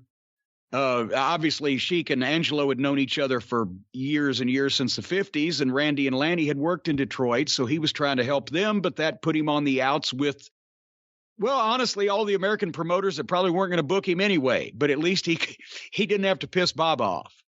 He had a tough relationship with the other NWA promoters anyway. He was sort of like he was kind of the black sheep. I mean, they just the relationship he had with Mushnick was kind of emblematic of that, where they kept him at arm's length, sort of. There's a letter that's in the book that Tim Hornbaker, who is the king of research, I mean, I just bow to him, but he had a couple of letters between Sam Mushnick and Johnny Doyle, and they're talking about how they're embarrassed at the idea that the Sheik is the promoter in Detroit, and they're afraid or embarrassed to even tell people because it just makes the business look bad. So there was a lot of that too. And that, I think, was partly why he was running against them. He just felt, screw it. My company's out of business. Nobody helped me out. So screw these guys. I'm going to do what I want. Well, the other promoters, there was an element. I mean, he had the personal friends that we've talked about, but there was an element of this is freak show bullshit. We don't want that. I've told the story that when Jeff Jarrett was trying to get television in Cincinnati in the early 80s, after Sheik had already folded and gone away, before Crockett ended up getting TV and making Cincinnati a massive success, right? Jeff Jarrett and Lance Russell went up there, and the station manager, I think it was Channel 5, which was the last station that aired Sheik's program up there. He said, come back here. I want to show you something. And he went in his office and he took a tape off his shelf. So this is something that he had kept there on purpose, right? And he sticks it in the machine, and it's the Sheik, got a job guy on his studio TV. He's got a snake. He's got the guy over the ropes. He's got the snake in one hand and a blade in the other hand. And because it's a close-up, you can see him blading the guy. Instead of the snake biting him, causing blood, he's cutting him with the razor blade. It's a close-up. Yeah, and that's when the manager said, this right here is why I will never have pro wrestling on my television station. And they just had to get up and walk out, because that's the thing. The same thing that the Sheik did to sell all those millions of tickets because of the heat and the chaos, it turned off the people that you needed to partner with in order to run the promotion.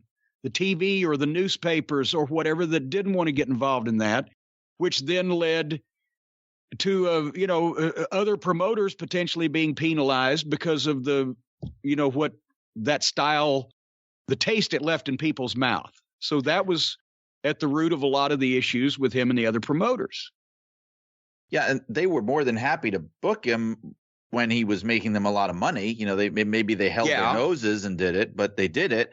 But then once that stopped happening, I think that was the point where everybody was like, well, we don't need this guy anymore. So we're going to just kind of leave him out in the cold. And you could control that, as we mentioned, by bringing him in, sparingly and then backing off on any chaos. But like you said, it also came down to, but yes, he will put people in the building. Just cold, just no angle. He never did promos, just to advertise the Sheik. And everybody knew, oh, shit, something's going to fucking happen. Yeah. But then we talked about the sad days in Japan when he was older and he went with Sabu and they set him on. And that's the thing that pretty much contributed to the last big decline in his health when they set him on fucking fire, right? Yeah, he had a heart attack. I mean, they had that fire match where the ropes are on fire, everything's on fire.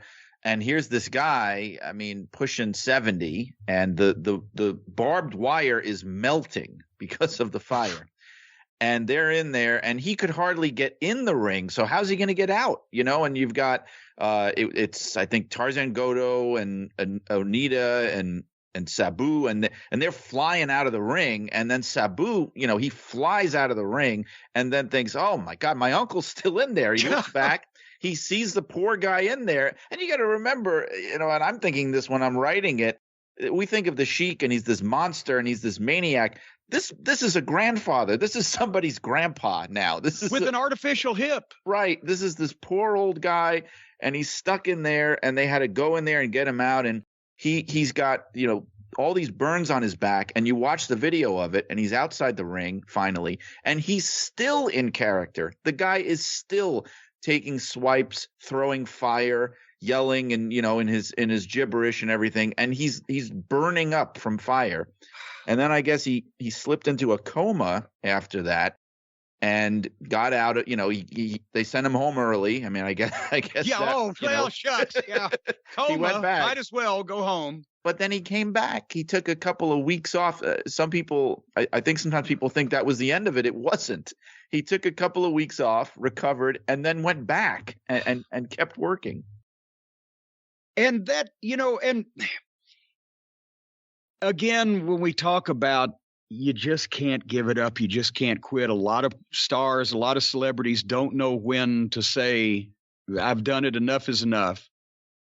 And that's a classic example. But still, you got to admire the guy's commitment 50 years almost after he started in this business. He still wants to be himself. That's the sad part about it, is that he was still in his own mind. He was still the Sheik. And a lot of people, the Sheik was still uppermost in their minds. He just didn't look like necessarily the Sheik anymore at that point. And then that's where it was sad. But he had, as we mentioned at the top of the interview, gone to so many lengths all through his life to keep people from knowing the real deal. We've told the stories that even when Bobo Brazil would come over to the fucking house, he'd eat in a different room than the Sheik so that the family wouldn't see him sitting together.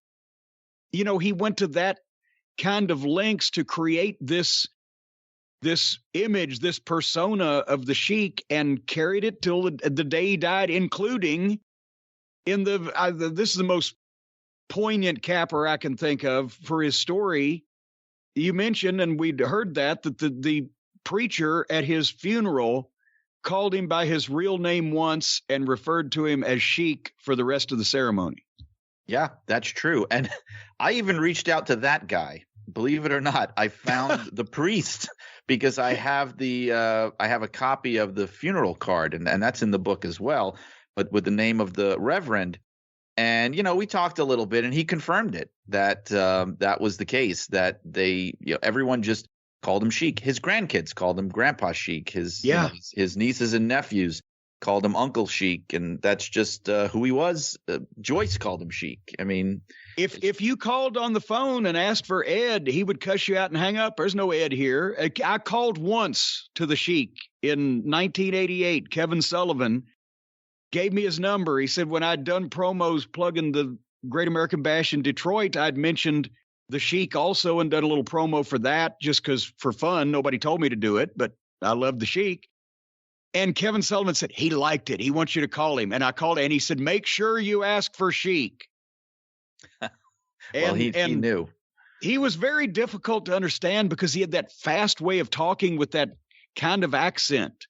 But the Sheik thanked me for doing a promo for him. So I've joined the company of Eddie Creechman and Abdullah Farouk. But Brian, last you've been silent through this whole ordeal, but you've jumped in on this book also and have read some of it that's coming out on April 12th. Pre-orders are available now at you can order at Amazon. And if you pre-order the book, you will get yours first come, first serve. So don't wait till April 12th because by then they may be in a back printing. But anyway, Brian, last, do you have any questions that we have not covered on this subject, the Sheik? Well, just one question I'll throw at Brian Solomon, who did so much research and whose last name I feel compelled to use because there are two Brians on the call. Yeah. But Brian Solomon, when you look at the decline of the Detroit territory, and you could say he was blackballed by 82. Obviously, he was out of business before then. And there was a period where everything felt like it was going downhill. You still hear people talk about big time wrestling, big time country. Oh, boy. I'm yes. curious, when you look at the downfall of the Sheik, how much of it was purely what we would now call the creative, the booking of the Sheik's booking of the Sheik, and how much of it would you say coincides with the decline of really Detroit, the decline of the Motor City, with the decline of the auto industry strictly being in, or not strictly, but primarily being in Michigan and Detroit. And we would see as the decade of the 80s went on how it affected Detroit and the suburbs around it. But in terms of the decline of the area beyond wrestling, how much of that do you think contributed to the decline of the wrestling company? It's a complicated web of things, and the creative is only one of those things. And I don't even know if I would say it was the main thing, but it certainly didn't help. Like you said, I mean, Detroit was becoming a wasteland, unfortunately. And we've seen that over the years, even after that. Detroit was becoming a city in crisis. The automotive industry drying up, and even the parts manufacturers going elsewhere.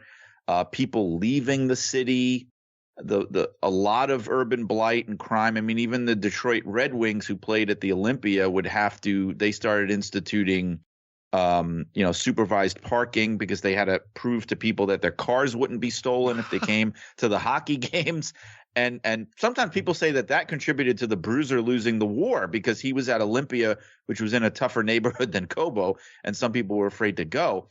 But there's a lot of things that were going on. There were riots. I mean, I talk about in the book how in that era, that summer of 67, and where you've got riots happening everywhere. I think it might be 68 if I'm off on my year. 68.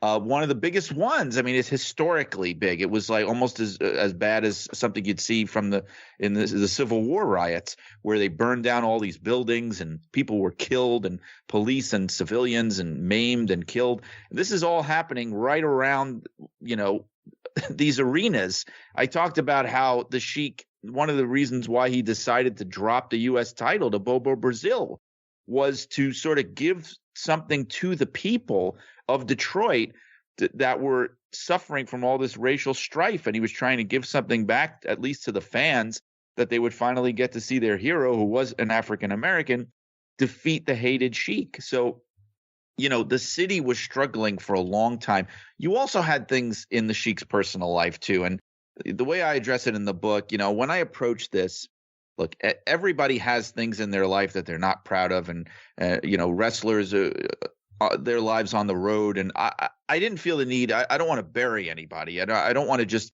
tell tales out of school and just kind of badmouth people for the sake of doing it. But the way I looked at it was, if it's an integral part of the story, I can't leave it out. And I can't talk about the downfall of Sheik's wrestling promotion without talking about his personal contributions to that. You know, he had a surgery done. I think it was in 74 or 5, might have even been 76. He had an operation to remove his gallbladder. And in those days, that was— I remember that big scar. Yes, right. He had that lightning bolt scar across his abdomen, because in those days there was— forget about laparoscopic. I mean, they were— it was like, you know, the frog in biology class, the way that they would get that out of you.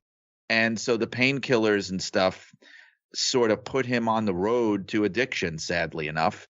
And this was something that was I found was very hush hush, and understandably, even to this day, some people just didn't want to broach the topic, but there were people who were willing to broach the topic and confirm it, because again, I'm not going to put it in the book unless I'm sure. But he did have those kind of struggles, and it was damaging his work. It was damaging his reputation in the business. It was contributing to making very, very bad decisions. He was having marital struggles with Joyce. There were periods where they were split up. And the reason that becomes also bad for business too is because Joyce was very well liked. Joyce was in some ways the behind the scenes of big time wrestling, and she was very well liked in the business. And so there was this attitude of, oh, why is he doing that to Joyce? She doesn't deserve that, which you could understand because she had supported him through all this. I mean, think about it from her point of view. She was a 19-year-old girl who got married into this crazy world. Her husband is pretending to be this maniac, and she has to go along with it. And she was all game for it. And then after all that, to sort of feel like your husband is betraying you, which he was, you know, even though they did reconcile. All these things contributed to him taking his eye off the ball and letting his business just fall apart and go down the drain. And Brian, last I can chime in also with, in 1975, I finally talked my mom into— we went up to visit Aunt Lola in Covington on a weekend when the Cincinnati Gardens was running. And every time I'd go to Aunt Lola's, I'd watch the Sheik's TV from Cincinnati. I've been watching it for 3 years, hearing all these major stars advertise Cincinnati Gardens, Cincinnati. So please, can we go? Well, of course, I was a year late because the war was over. And we go in there, 1975. There may have been 400 people in the Cincinnati Gardens, which seats a little over 10,000. The Sheik wasn't on the card, but the main event was Abdullah the Butcher against Bull Curry. Not a drop of blood. They used aluminum brass knuckles that they dropped out of the ring, and they bounced on the concrete floor. And I don't even know who was on I've still got the notes around here somewhere, but I don't remember who was on the undercard because it was the most boring, old, slow wrestling show I'd ever seen. Aunt Lola went to sleep in the chair in ringside. And there weren't any riots in Cincinnati at that point. Nothing was on fire. It was just a bad show. So there were other things besides what was going on in Detroit. The bloom was off the rose. Brian, from all the research you did, how many times was the box office robbed? I'm doing air quotes over here. In the late 70s. Well, people told me I would get multiple stories of that happening. I used one of them in there, which is the most famous one, which is the Funks. Yeah. That's the one that everybody remembers. And, you know, I had to go back, and when I sent the manuscript in to ECW Press, I got some new information, and I actually asked them for permission to change something in there because I thought it was important. And I think it came from Dave, actually, Brzezinski, which is that the Sheik was not there when that happened. And I think it's important to know that, because I don't know if that was just something that they were trying to pull because he wasn't there, or if that's something that he would do even when he was there. But he wasn't on that show. It was a Kobo show where the business was going down, and the Funks, who were very loyal to him, like you said, because he had known their father and they went way back, they kind of took it they went out of the way to help him. They went down there, and when it came time to get paid, yeah, I mean, Eddie Jr. ran in and complaining that they just had the cash box robbed and they couldn't pay anybody. And I think that Terry told me that story himself. Now, I've heard that it happened a few other times, but that's the only confirmed story that I got of it. When you talk about problems that the Sheik and the territory had in the late 70s, you know, towards its decline, and there were a lot of problems the Sheik had outside of the ring, would you say that Captain Ed George, or Ed Farhat Jr., was he a problem, or was he just a wacky son, or was he part of the problems that started developing?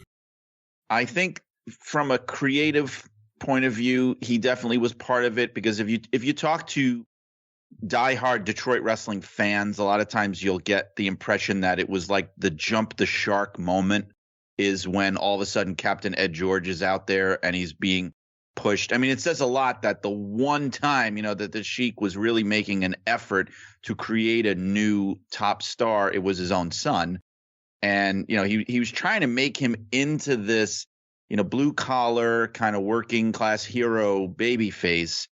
And it just wasn't working, you know. And on top of that, he had also made him the booker, which also was a very unpopular decision with the wrestlers, where the impression I got from talking to especially some of the old timers was that they just didn't have to listen to him, that he would come in and he would tell them and they would go, yeah, that's what we're going to do. And then they would just do whatever they wanted. So things like that were also hurting the business, I hate to say. And I feel bad in a way. I know that there's all these stories of promoters' sons, and people like to talk about like George Goulas and people like that. And he's in that category, but I feel like he got put into that spot to a certain degree against his will. And he wasn't really pushing for it. He actually wanted to be a rock star. I mean, music was his thing, and he was trying to get a record deal, and he kind of got roped into the wrestling.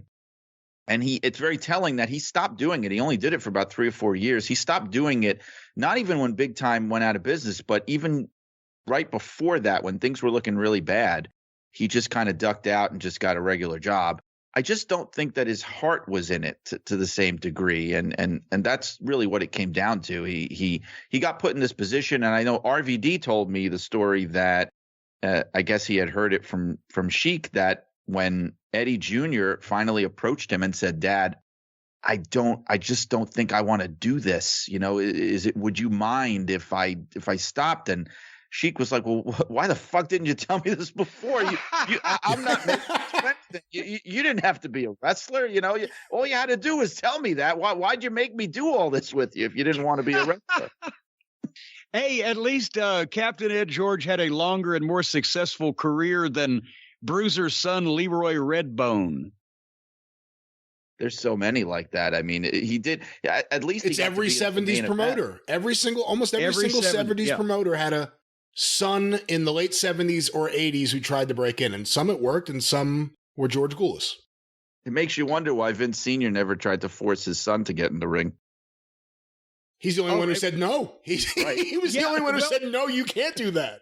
That's the thing. Vince really wanted to, but his father wouldn't let him, so he had to wait till he was 60 and run the thing himself before he could break into business. Oh my God! But hey, Brian Solomon, Brian S. The title again of the book is Blood and Fire. Wait a minute, hold on. I've got to find this. I've got the subtitle jotted down. Blood and Fire: The Unbelievable Real Life Story of Wrestling's Original Sheik by Brian Solomon. And you can pre-order now on Amazon. The release date for the actual physical book is April the 12th, but the folks can hear more about it and a lot of other stuff because you've got a new podcast, Brian Solomon, on the Arcadian Vanguard Network, administrated by Brian Last. All you Brians. That's right. Shut up and wrestle. Brian Last, fill us in on all the details about where we can hear that podcast.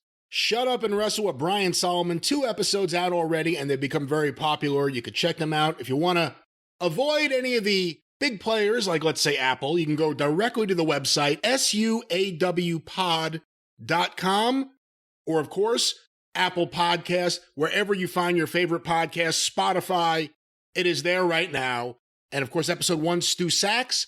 Episode 2 just came out with the Blue Meanie. Many other great guests coming in the weeks ahead. But Brian Solomon, let me give you a moment to talk about your own show. Sure. Yeah, absolutely. And I also want to thank you for giving me a platform to do it on, because I was going to try and just kind of do it on my own and see what happened. So I'm grateful to be a part of what you've got going on. But my idea was to do an old school themed wrestling podcast where, you know, there's enough people out there that are talking about the current stuff and they don't need me adding to that. And I wanted to make it very conversational. You know, I started realizing that there's enough people that I know, even just casually, that I have some kind of relationship with, that I can talk to and just have conversations with, where it doesn't even really feel like an interview. It's more like just two friends talking about what they love about either the wrestling they grew up with, or if you're a historian or a writer or whatever, the wrestling that you're of the past that you're interested in. So I built it around the idea of these conversations with interesting people in and around the business. So I've got, the next one is going to be with Keith Elliott Greenberg, who I've worked with for years and years in magazines. I've got Jeff Walton on one coming up, Les Thatcher. And so I'm just trying to keep that theme of just these casual conversations about old school wrestling. And my definition of old school, by the way, for people that wonder, is roughly, if it's older than 20 years, it's fair game to talk about. I wanted to mention one thing about the book too, because the physical copies do go on sale April 12th. People ask me this all the time. There is also going to be a digital edition, like a Kindle edition of the book. And I know there's also going to be an audio book. And the reason I know is because I am actually going to have the chance to record it myself, which I requested that they allow me to do. So, you know, there's going to be all different ways to consume the book, however you want to call it. Just don't eat it. I was about to say, the Sheik, if it's a necktie or an announcer's piece of paper, the Sheik will eat it. All right. But anyway, Brian Solomon, thank you very much for being a guest on the program today. I love talking about the Sheik because he's mystified me and captured my imagination since I saw him when I was a kid. And again, one of those people that you only come across in the professional wrestling business, just like you are, Brian, just like Brian Last is, just like I am. Thank you for being here.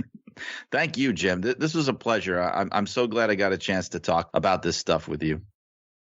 Well, that was a great chance to talk to Brian Solomon. And again, from the time that I first started watching wrestling when I was a kid, either in, as I mentioned, Aunt Lola's in Cincinnati for the Sheik show, or then later on when he and Bruiser made up and I got to see him on Bruiser's TV. A couple of times he came down to the Gardens. I was fascinated by the guy, and you can understand why he drew the money that he drew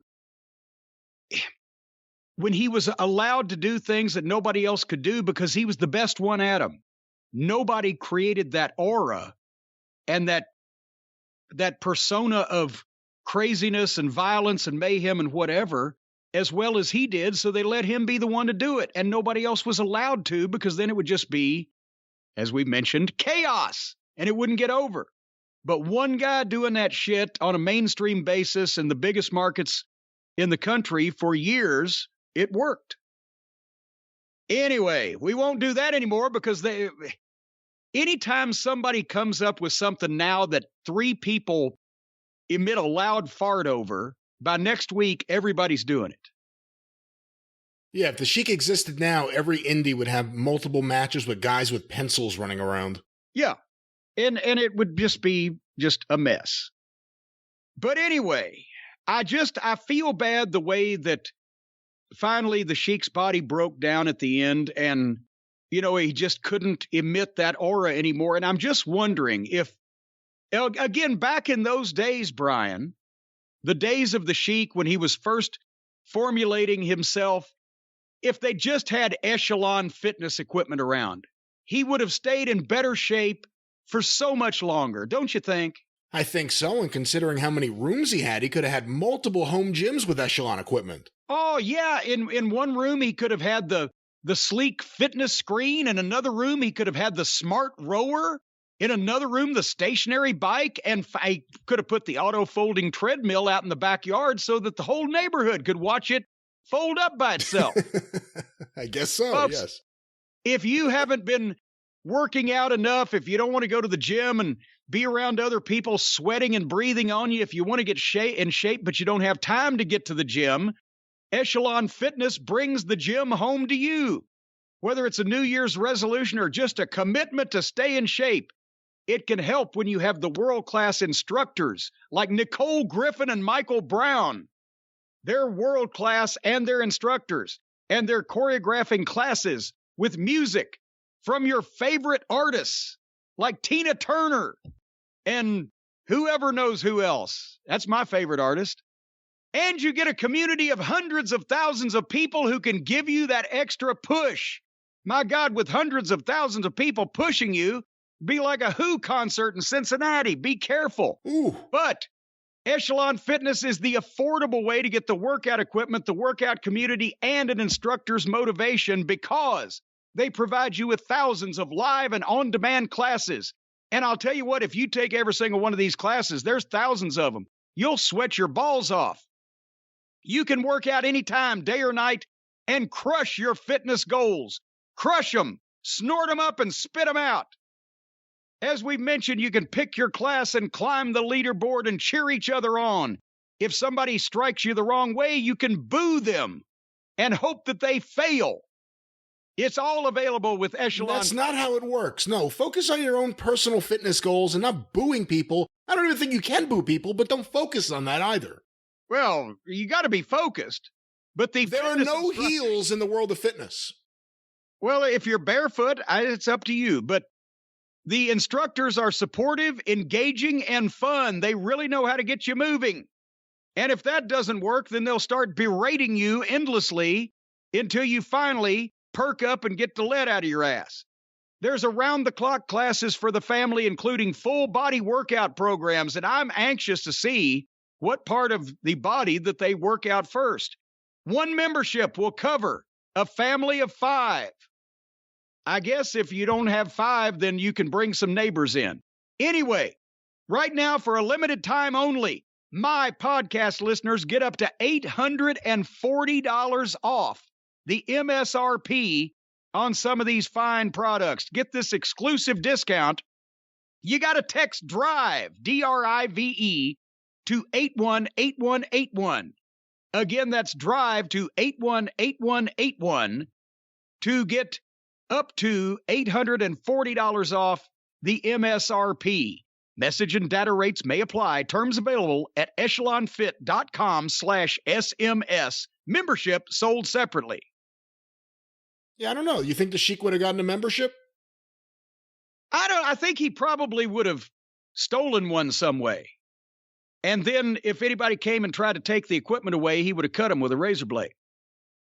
Or said someone stole the box office. Someone stole the auto-folding treadmill, Captain Ed. All right. Anyway, let's talk about a little more wrestling. If you were anxious for us to talk about Raw or NXT this week, fuck you. NXT, there was no Braun Steiner on the program. It was just that endless parade of substandard green talent that they've been foisting off on us. And on Raw, before I committed 3 hours of my life, I read the recap, right? Do you know what they did on Raw? Remember last week when Austin Theory beat Kevin Owens to qualify for the Elimination Chamber to take the place of Shane McMahon, who was unbooked after his daddy got mad at him? That's right. We reviewed that match. Well, this week they had a rematch, and this time Owens won. Did he get his spot in the match? No. Austin Theory still goes to the Elimination Chamber because Owens doesn't want to go to Saudi Arabia, and who can blame him? But Owens then beat Theory and then came back into a main event tag team match with Seth Rollins. And they started a whole nother thing, and Austin Theory is just forgotten about. He's over there. So last week, Theory beats Owens, qualifies for something, gets over. The next week, Owens just beats him back, and then Owens goes on to big things, and you don't see Theory anymore. So that was Raw and NXT. We're going to give SmackDown a chance. We'll talk about that on the drive-thru if they come up with anything. I mean, at least AEW is good for a train wreck or two. And actually, in this case, this week, there were 2 off-the-charts matches and then other tomfoolery. But that's that. But before we go into that business, Brian, what is going on in the world of the Arcadian Vanguard this week? Oh, another fun, action-packed week on the Arcadian Vanguard Podcast Network. Get information about all the shows on Twitter at Superpodcast or on Facebook, facebook.com/Arcadian Vanguard. A few notes. The latest episode of the Mid-Atlantic Championship Podcast with Mike Sempervive and Roman Gomez is out right now. Relive Mid-Atlantic Wrestling, hearing audio and reviews of stars like Ric Flair, Greg Valentine, Roddy Piper, Sergeant Slaughter, and so much more. We are in 1982. Hear it today at midatlanticpod.com, available wherever you find your favorite podcast. Also want to make mention once again, Shut Up and Wrestle with Brian Solomon, available at suawpod.com, or look for Shut Up and Wrestle with Brian Solomon wherever you find your favorite podcasts. Episode 2 is out right now with The Blue Meanie. A really fun, a really interesting conversation with the Blue Meanie. Find out what a big fan he was before he got into the business, and so much more. Shut Up and Wrestle with Brian Solomon, suawpod.com, available wherever you find your favorite shows. And of course, the 605 Super Podcast, The Mothership! Go through the archive today at 605pod.com. Of course, available wherever you find your favorite podcasts. The Mothership. Hey. So the big news story of the past couple of days about professional wrestling has been Tony Khan is going to run for Congress, except he's not. Did you hear about this, Brian? I heard about this when it first broke, and I thought, oh, this is going to be the greatest thing for the podcast ever. And then sadly, I saw as it was pulled back. But a lot of people were saying, oh, how can they report things like this? This was just made up. This is bullshit, because Tony obviously denied it as soon as it didn't go out in the wrestling press. It went out in the football press originally, because the reporters down there that cover the Jaguars. But a lot of people were saying, oh, it's bullshit and they made it up, and no, it's not actually made up bullshit. Somebody's fucking with Tony Khan, because hold on, I'm going to, I guess, a guy named Ian Rappaport is a national insider for the NFL Network and NFL.com, etc. He's got 3 million followers on Twitter, and he's got a check mark, so he ought to know the football game. And he had tweeted, Chief Football Strategy Officer Tony Khan has filed, or Jaguars Chief Football Strategy Officer Tony Khan has filed with the FEC, Federal Election Commission, to run for Congress in Florida's 4th Congressional District. Already heavily involved with the Jags, AEW, and Fulham, now Congress? ? And people have been jumping all over this guy and other reports, but he included a link that I'm clicking on now, and I'm going to read you. It goes to the website of the Federal Election Commission, and there is a statement of candidacy that was filed on September 13th, 2021, under the name Tony Khan, Mr. Tony Khan. His address, 1 TIAA Bank Field Drive, Jacksonville, Florida. Democratic Party wants to run for the House of Representatives in Florida District 4. His address, the All Elite Wrestling LLC address, is down as his political committee, as his principal campaign committee.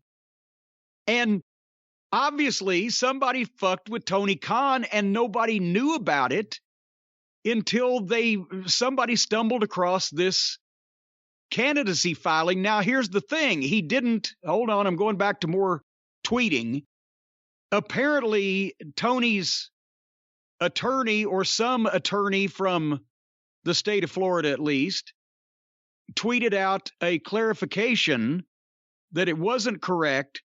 A statement of candidacy was filed on September 13th. However, the information in the statement suggests it may not be an actual Tony Khan filing. And if Mr. Khan had actually completed the necessary filing processes, he would be a candidate now, and he isn't.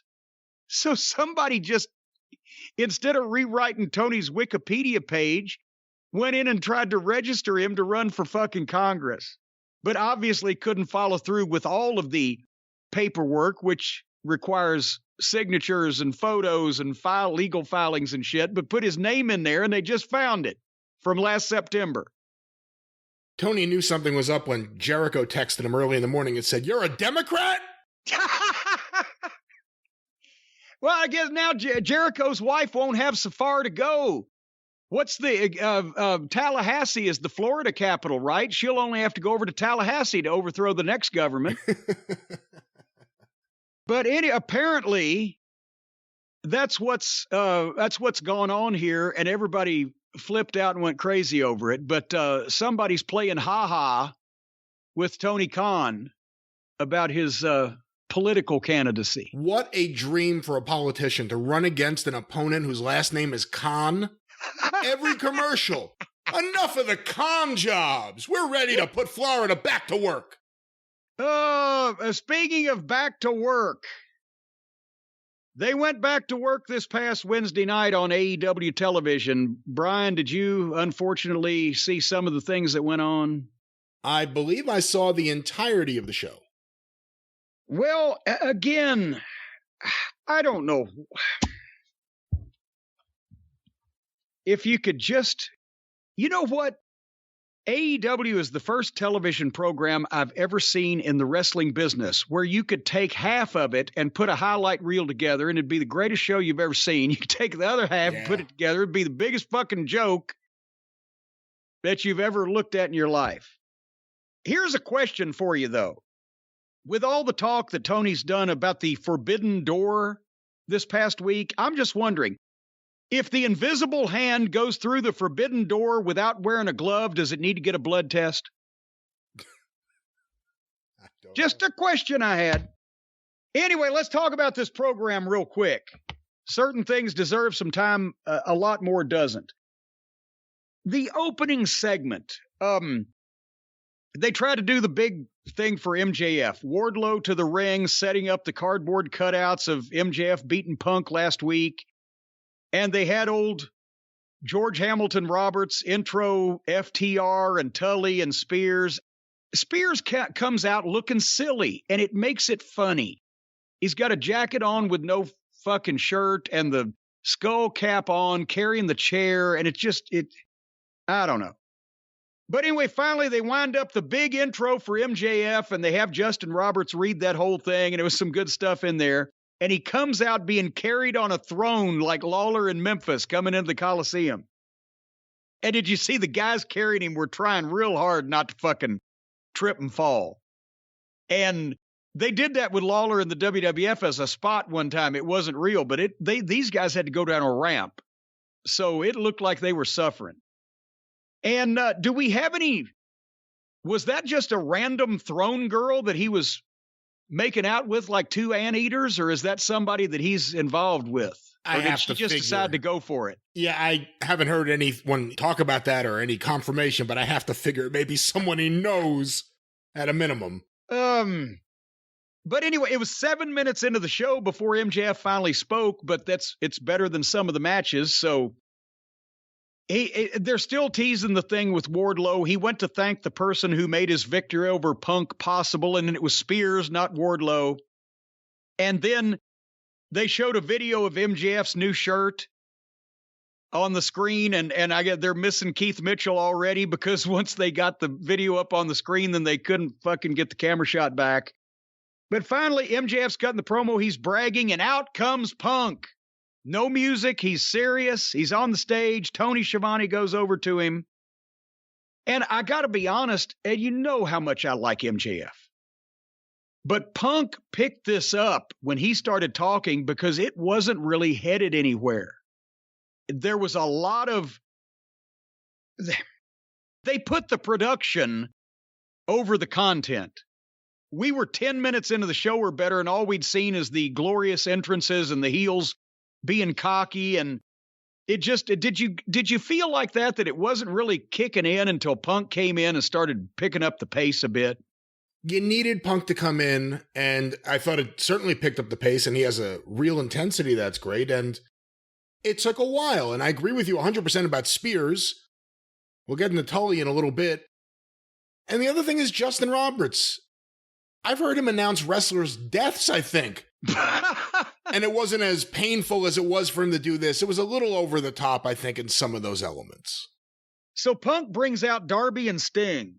And they've all three got the black baseball bats. And Punk wants a rematch with MJF because he won illegally, of course. But then basically they come out with this is again back and forth, and it took a while. Punk is daring Wardlow to drop the group. You need to subsist on your own. They're just taking advantage of you. And Punk wants MJF, but Punk also wants Wardlow, a rematch with him. And then Dax steps in and he wants a rematch because they're still pissed that they got beaten by Darby and Sting. I think he just wants a rematch because he wants to wrestle on TV once in a blue moon. And then Punk pitches the idea of the three of them against FTR and MJF, and MJF won't do that. And he offers FTR versus Punk and any partner except for Sting and Darby. And if the Punk and his partner besides Sting and Darby win over FTR, then he gets a rematch with.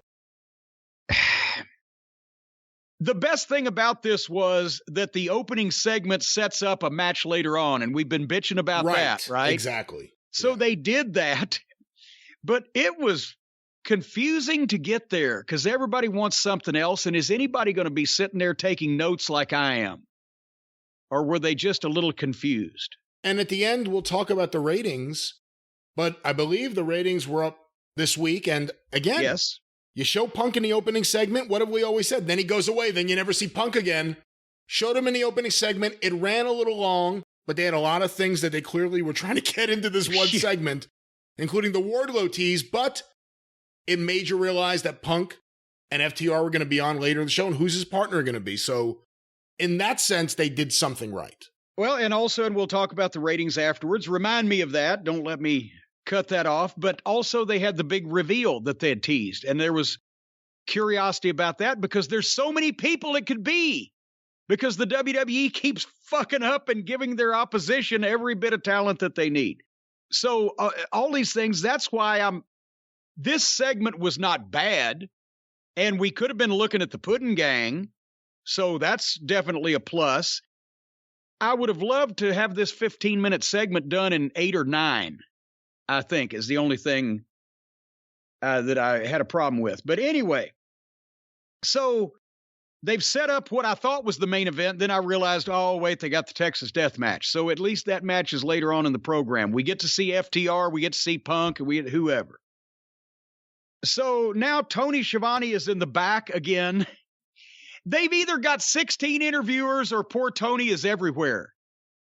And he's never looks out of breath or disheveled.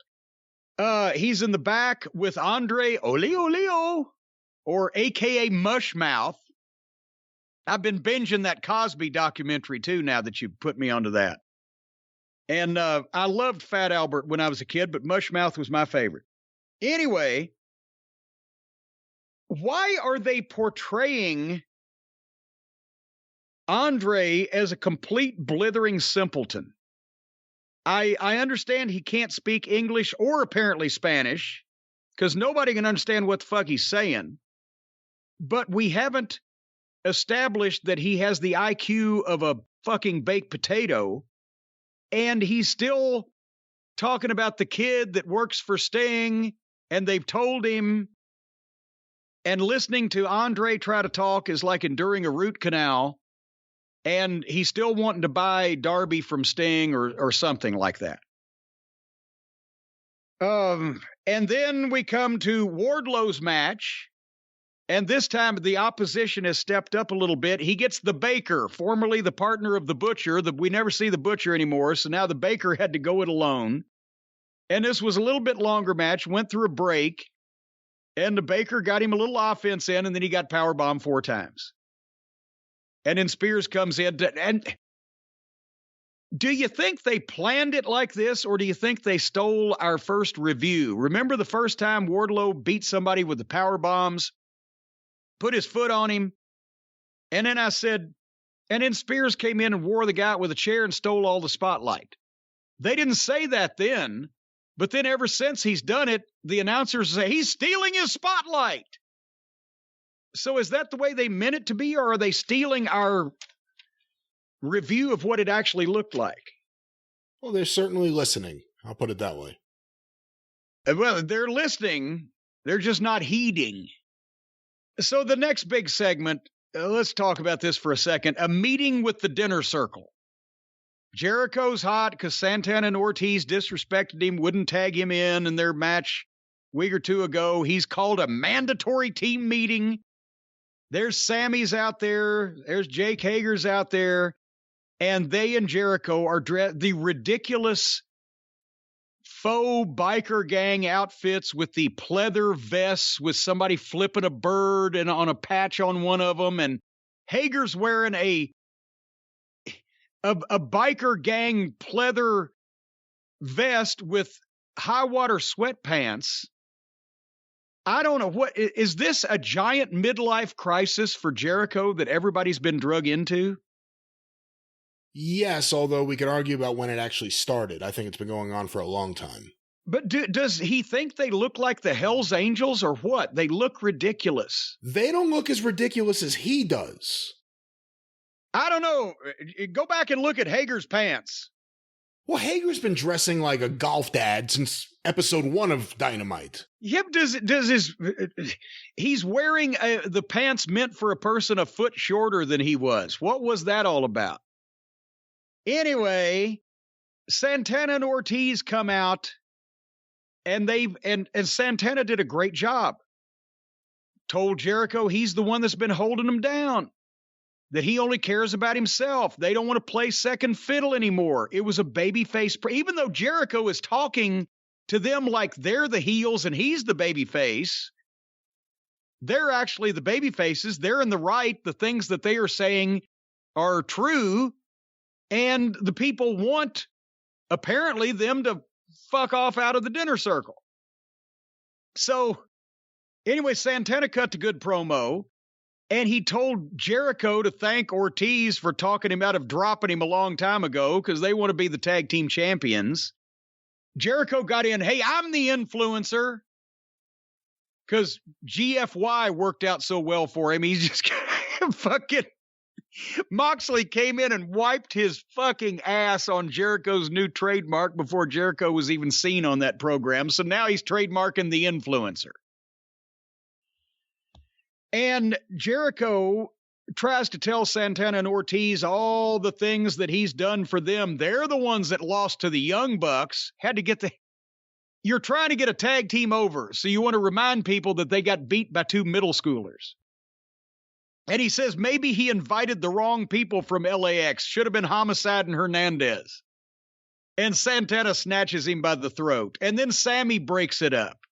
You want to know what I wrote right then, Brian? No. Oh, yes, I do want to know what you wrote right then. You stooged yourself. No, I actually do want to know. No, you don't. We know that now, but I'm going to tell you anyway. I wrote, can this please fucking go somewhere? Yeah. So then Sammy tried to be the voice of reason, and finally he took off his vest and said, unless they figure all this shit out, he had to get the word shit in, he's quitting and he walks off. Now Ortiz is on Jericho defending Eddie Kingston. And he says, let me give a little history lesson. And I wrote, oh, God, don't. How far are you going to go back? But the history lesson he gave was a challenge for a tag team match next week, Santana and Ortiz against Jericho and Hager. And Jericho agrees to it, and then he threatens he's going to have to make changes. Hopefully they can dissolve this past its expiration date group so that the people in it besides Jericho can have a chance to prosper a little bit. I think this was the longest promo segment ever held, and Santana was very good. What'd you think? I thought Santana was excellent. And we've been saying for a long time that it looks like he's been working out. He looks like a serious athlete. Whenever he talks, briefly, it's good. We actually got to hear him here, and he sounded like a legit guy. You believed him. And even little things like turning to the camera when Jericho said something outrageous, almost like he had to laugh and he wanted to look at the audience like, you got to be seeing this too. This is ridiculous. You know, there are elements of this, and it did run long. There are elements of this, though, that I thought were maybe the best Chris Jericho work in a while. Because we know Chris Jericho is always looking for a way to get himself over. And boy, a biker vest and Botox certainly don't go well together. But I think Chris Jericho may have seen some of the reaction Cody's getting and how they're pussyfooting around. He's like, oh, I'm going to take this and go all the way with it. I'm completely out of touch. And I'll show you how out of touch I am. I haven't held anyone back. We'll see where this goes. But for the first time in a while, I cared about Chris Jericho in this promo. Now, we'll see if it lasts. I don't think it will. But Santana and Ortiz were serious. They felt like legit guys that you could meet. Jericho was still acting like he was on Raw. And that's one of the big problems. And he got away with it a lot in early AEW because people were just excited to have a star. And he was doing good work, primarily. But when you see Santana and Ortiz, previously when you've seen a Kingston, a Punk, Danielson, there are guys that seem like they're talking from the heart. And we know they're not. It's wrestling. I mean, it may be elements of what they're saying that's true, but it's wrestling. Jericho seems like he's on Monday Night Raw. Should they just fold the tent on Jake Hager?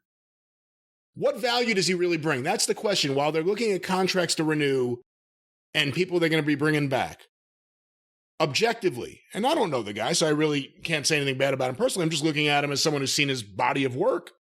What value does Jake Hager bring to AEW for what you have to think is a substantial contract? What value is there? Would anyone pay? Forget about that. There are no house shows. Is anyone going to be interested in a Jake Hager main event on a show? That's the question. Well, and that's when he first came in, when they first started, they tried to put him over as the big MMA fighter, a big guy. He had the advantage of having some wins on television that most guys they bring in don't get at the start. They get them a year and a half later when it's too late. And since then, what the fuck is he doing? And it's not like he looked great. Remember, we said, you would think if he was going to get better, as long as he's been doing it, he'd be there by now. But now he just stands around and with that fucking mooch face on. And Dutch Mantell used to manage him in the WWE. I think of a Dutch Mantell line when I think of Jake Hager. He couldn't draw you a deep breath. And now he's just hanging around. Anyway, then we come to Tony back in the parking lot. I know these are pre-taped, but some of these days, when I got more time on my hands, I got to put the stopwatch on how long it takes, allegedly, Tony Schiavone to get from the desk at ringside out in the parking lot just to see what they're doing. But he's with Roppongi Vice. Apparently Trent, no last name, and now no hair. Well, he has a last name now. They got the rights to the last name. What name? Trent Beretta. How do you need to get rights to that? Well, he was Trent Beretta, and then they just called him Trent because they lost the ability to call him Beretta. I think it was a New Japan thing, maybe. And now that they're in good with New Japan, they call him Trent Beretta again. Are you fucking kidding? I could be wrong. Someone will jump in. New Japan gave a shit that they used the guy's last name on American television. It wouldn't none of the fans in America give a shit about the guy to begin with. Anyway, Trent Beretta and Rocky Romero are apparently Roppongi Vice in Japan. So they actually pitched, here's Tony Schiavone with Roppongi Vice. Now, I know I don't watch the Puddin' Gang, so I don't ever watch Trent. I watched a Rocky Romero match. He's very good until they put him in the Puddin' Gang. But have they been talking about Roppongi Vice that anybody in America that's not a Japanese fetishist would know that that's a thing? If you are not someone who watches New Japan or has watched it in the past, and you only watch AEW, you may have heard a brief mention in passing by Excalibur on commentary, but you would have no idea who they are, and also why it's a different tag team and not the best friends that you're seeing Trent with.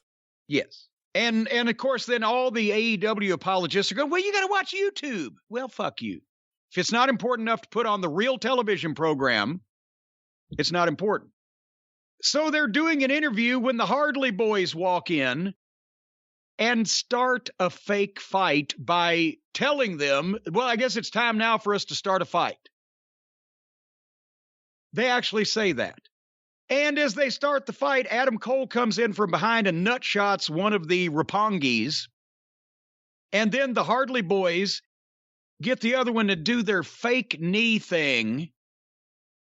What do they call it? The whatever trigger. Who stole the trigger? Was it Olivier stole his V trigger from their knee trigger, or they stole their knee trigger from his V trigger, or why is everybody triggered? I don't know, but they're certainly triggered.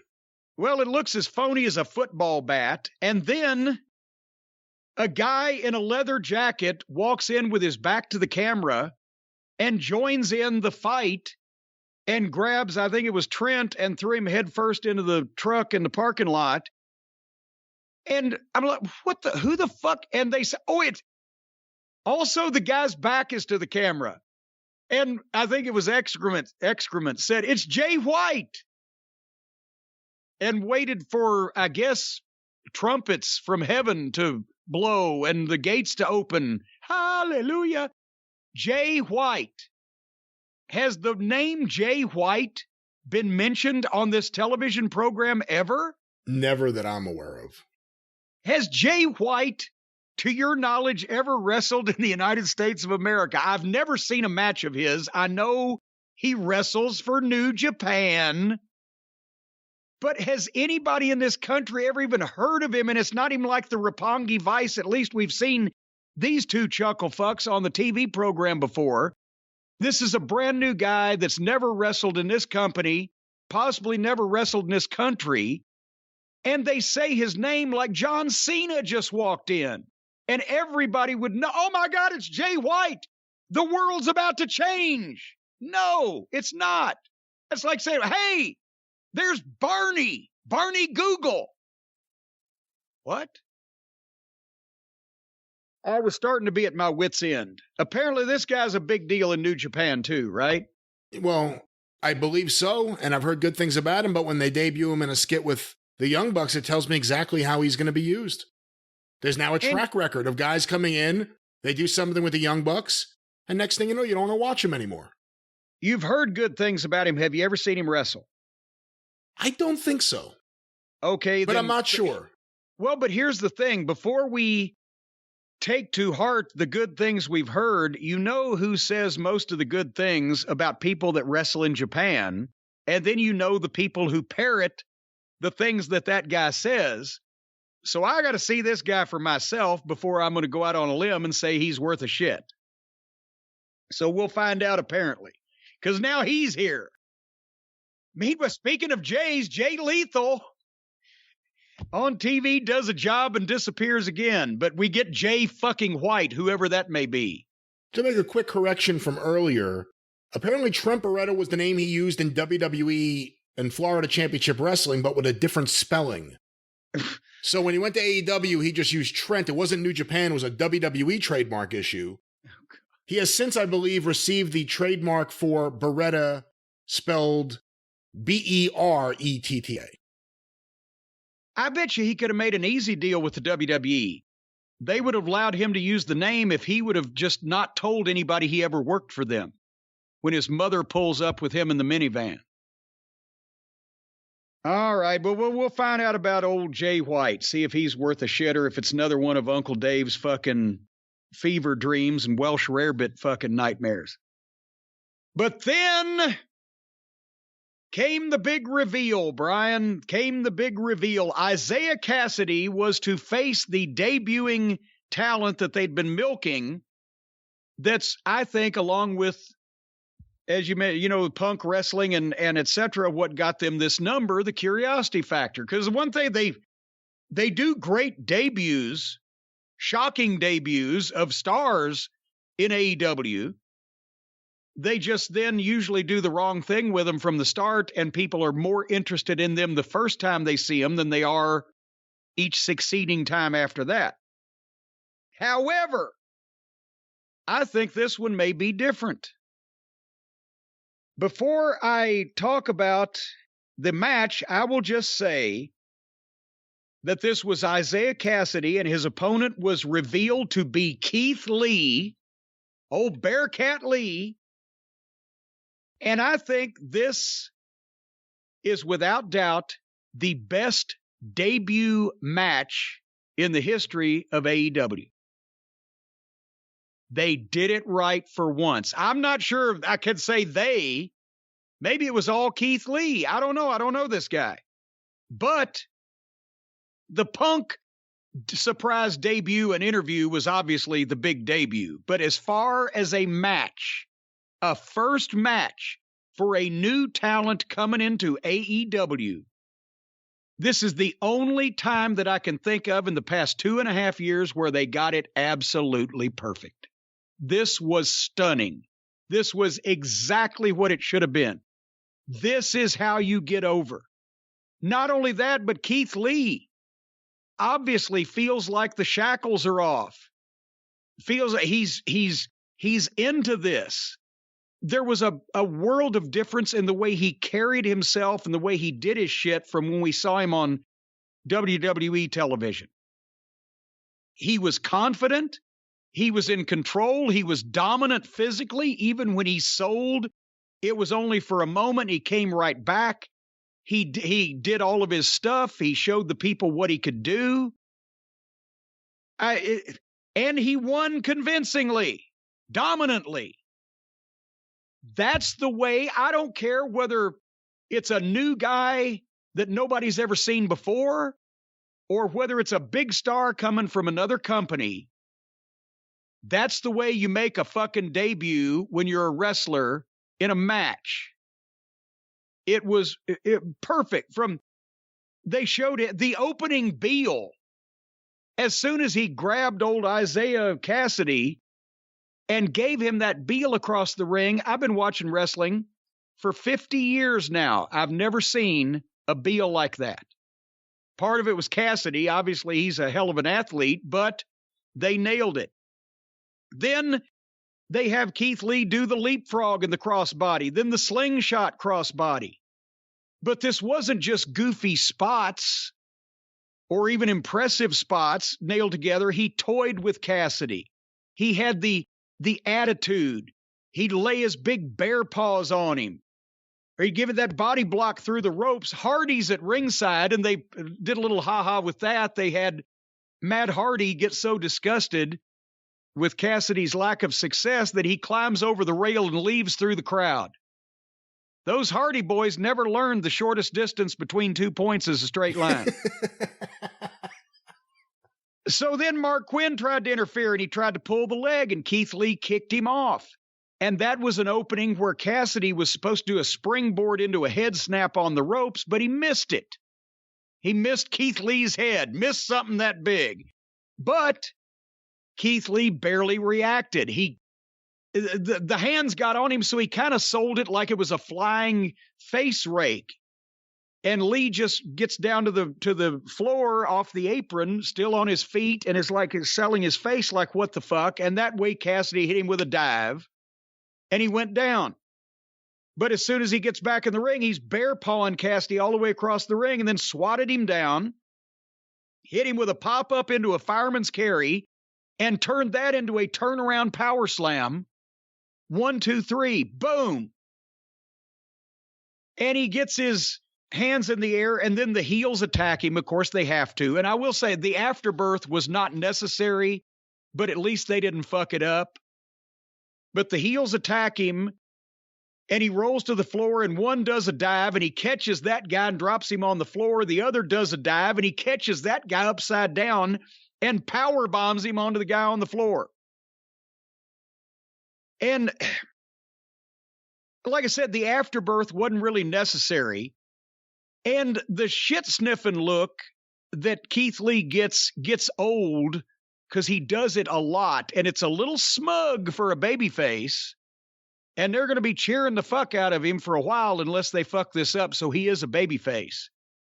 So besides the smug, shit-sniffing look, and the afterbirth wasn't really necessary, but he did it well, this was fantastic. It's the first time I can remember on this television program that a star came in and won convincingly and looked like a world beater and did his shit when you first see him. It's always the opposite. Everybody comes in and gets beat, and you never see them, and then 6 months or a year later, they start beating job guys. It's so somebody has either taken an interest in Keith Lee that Tony Khan will listen to, and they've told Tony how not to fuck this up, or perhaps it's Keith Lee himself, and he's smarter than we ever gave him credit for because of the environment he was in over in the other fucking pasture that wouldn't let him be himself and put him in a tennis skirt. I was amazed. I was smiling. I was popping. I said, this is perfect. This is fucking perfect. What'd you think? I loved it. I also think, this is a guy that fits in really well with AEW in terms of look because he looked gigantic in the ring. Yeah. In WWE, he was clearly a big guy, but whether it's other big guys there or the size of the ring or whatever, didn't look as big. He looked like a big fucking guy here. I will say, once Matt Hardy left, which was a good thing, I've never been more sold on the potential for a heel Private Party as I was after that point of the match, just watching them be heels, try to trip Keith Lee, try to do this and that. I've never been as impressed with Isaiah Cassidy as I was. Usually it's always about Mark Quinn. I personally wouldn't have had it go as long as it did, and I wouldn't have had them get much of anything on Keith Lee, and I probably wouldn't have done the afterbirth. But, everyone does it their own way, but an exciting debut, and here's a guy I want to see more of. So I hope they don't mess this up. Really, really good. I didn't mind the length because it wasn't going 100 miles an hour and they weren't doing too much. When they have these matches go long and they're so competitive with the star you're trying to put over against whoever the fuck, and the guy's, giving him all he can handle, that's ridiculous. In this case, I would have had, especially the way they did it, because there's a heel and a babyface clearly. The heels can cheat and distract, and you can get the guy down just so that he can come back out from under it. And that was part of the match, is they'd get him down for a second, but he'd come back out from under it because they couldn't keep him down. I didn't mind that part of the match. Like I said, I agree with the afterbirths a little much. They've always got to put something on there, a hat on a hat. But yeah, if they don't screw Keith Lee up now, they can make Adam Cole his manager. Well, I was about to say maybe there's a spot for Adam Cole where he can redeem himself. And I was about to say, certainly to God, we will never see Keith Lee versus Pockets. One would have to think. They're that smart, aren't they? I would hope so, but you never know. Of course, it seems they're both baby faces, so that may help. But it does say something. Adam Cole and Keith Lee, just looking at debuts. Adam Cole debuted, and then they immediately upstaged him with another debut. And for me, at least, he's never recovered, and the work has gone downhill since. Keith Lee, they debuted, and he came across like a bigger star than he ever was in WWE in one match. Yes. And they didn't upstage him. And they didn't have any, whoever Jay White is wandered out earlier, but that's not upstaging this guy. Everybody knows Keith Lee because they've been watching him on television and we're hoping he'd show up. And you know what? Modern wrestling right now, who's the babyface that can get over the most? At least short term, and you got to do something with it. The guy that the fans think WWE screwed over. Yeah.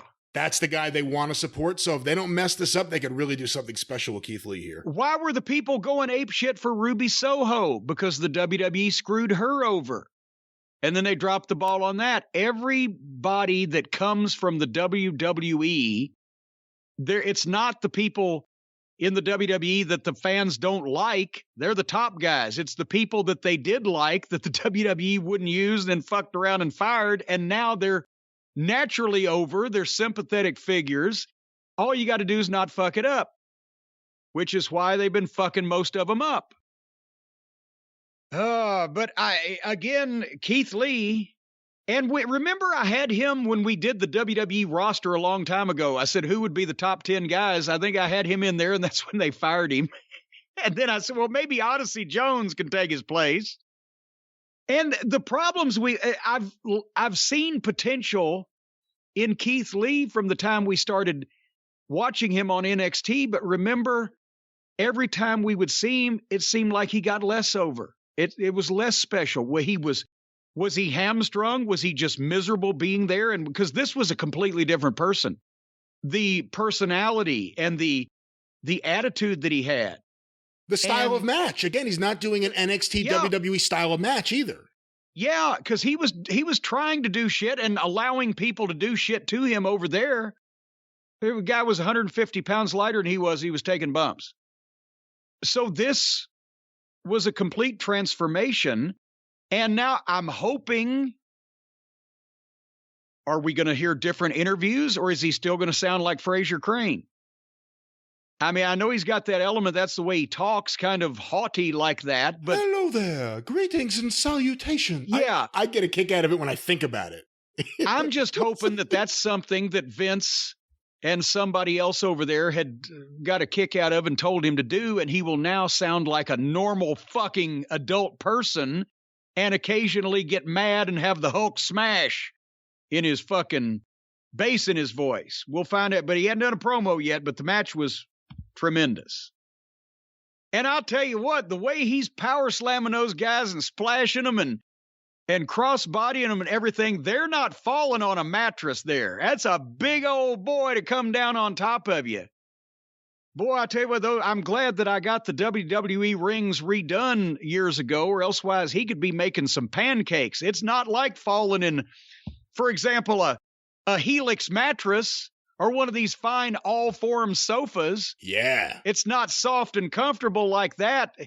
I'll tell you what, folks, with the Helix all-form sofas, you can fall onto these things, and it's just like falling into a cloud. Even if a 350-pound beast was to jump on you, they just bounce right off, because Helix has put the same amount of care and time and premium materials into these sofas and chairs that they make as they do the mattresses. And it's the same deal. You don't have to go to a store. You don't have to look at a bunch of stuff that everybody's raggedy, stinky old ass has already sat on, and you don't have to wait months for it to come after you buy it. All you've got to do is go online to Allform, ALLFORM.com, allform.com, and you can look at this fine merchandise, because you've heard us rave about the Helix mattresses. The Allform sofas and chairs, same way. You can pick the fabric, which is spill and stain and scratch resistant. You can pick the color of the legs, the sofa size, the shape. They've got armchairs and love seats. And they've even got a special blowjob bench to go along with the love seat. No, they don't. No, they don't? Oh, that's another Not company. officially. Not officially. Not officially, no. But they've got armchairs and love seats all the way up to an 8-seat sectional. So there's something for everybody, and you can start small and buy more additions if you want your sofa to grow and change when you move. Or like you have just done, you've moved into San Simeon and you've got an Echo. You got to fill the room up with...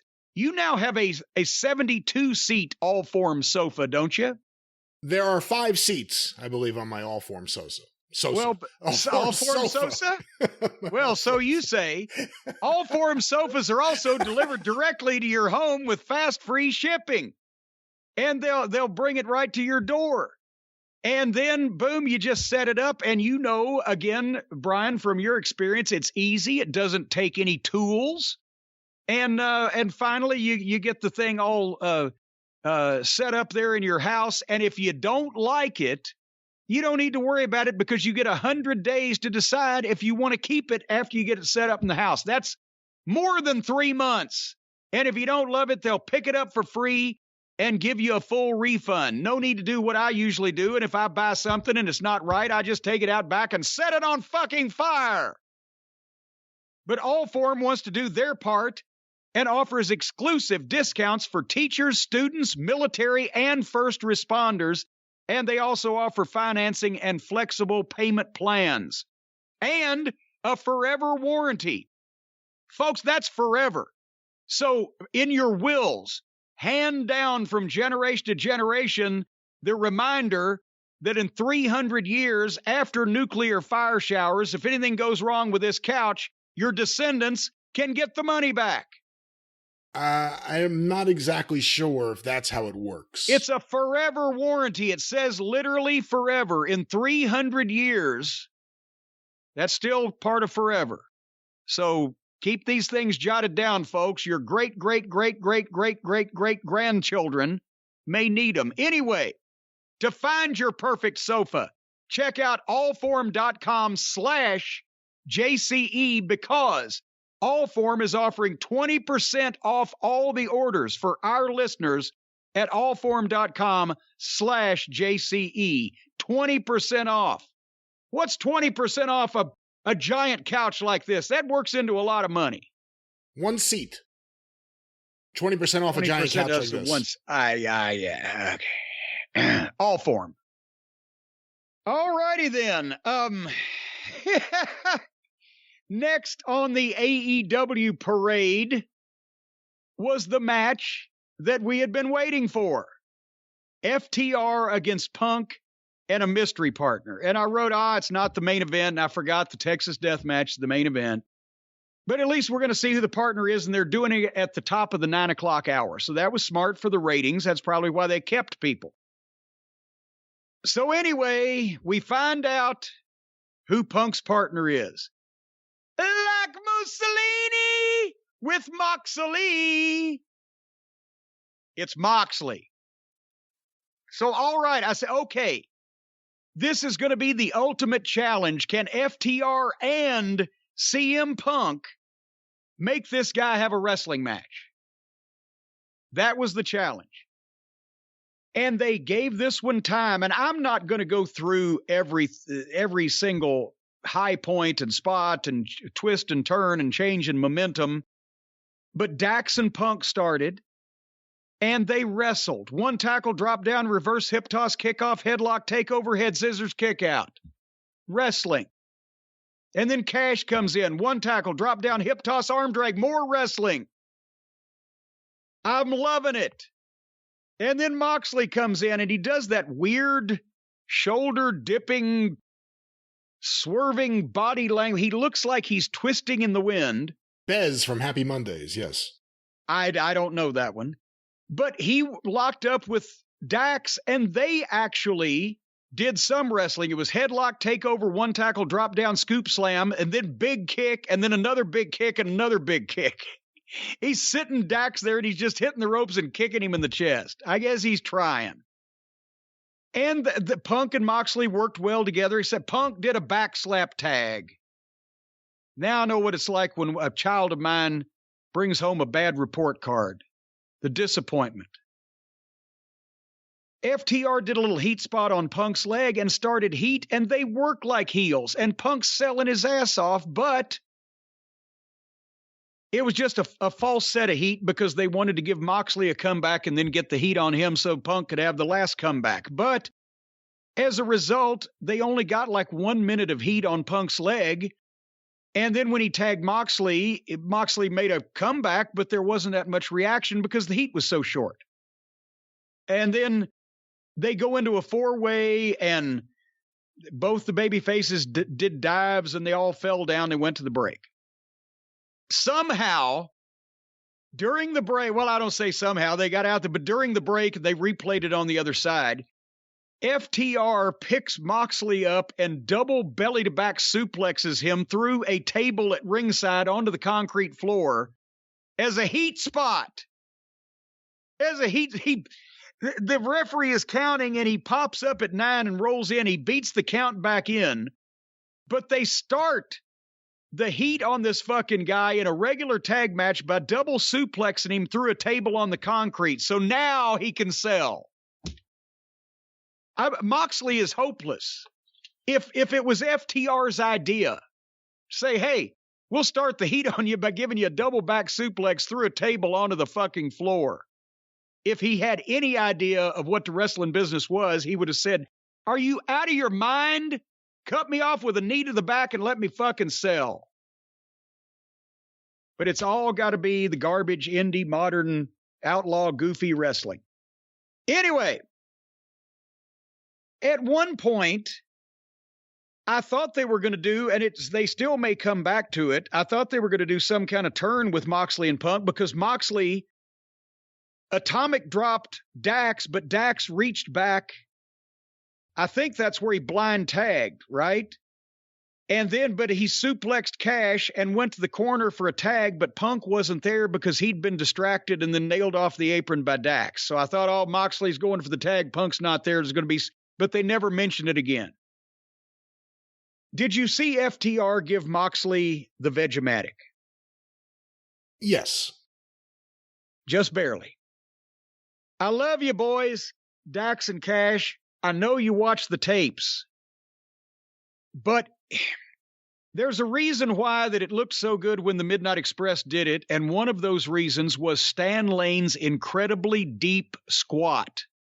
His legs were fucking powerful, and limber, and he could do a deep squat. Also, Moxley's legs were in the wrong place, guys. If you want to go back and look at the tape while I'm saying this is all the listeners out there, just talk amongst yourselves for a second. I'm talking to FTR. When you pick Moxley up for the bear hug to squat down and lean him out, his legs went around your back. I've mentioned this before. That's the wrong place. You need to have the guy up in a bear hug like you're going to hold him there for a while, the old spot where you hold the guy there and he puts his shins, folds them up and puts them on your thighs. Once you got the guy in the bear hug and his shins are folded up on your thighs, then you squat down as low as you can and lean the guy straight out. And that's why Stan's deep squat came in handy, because then when Dax would come off with the leg drop, all Cash has to do is let go and Moxley lands flat, falls right out of his arms. Because Moxley's legs were around Cash's back, and then Cash didn't just drop him flat, but stumbled forward onto his knees because he doesn't have that deep squat.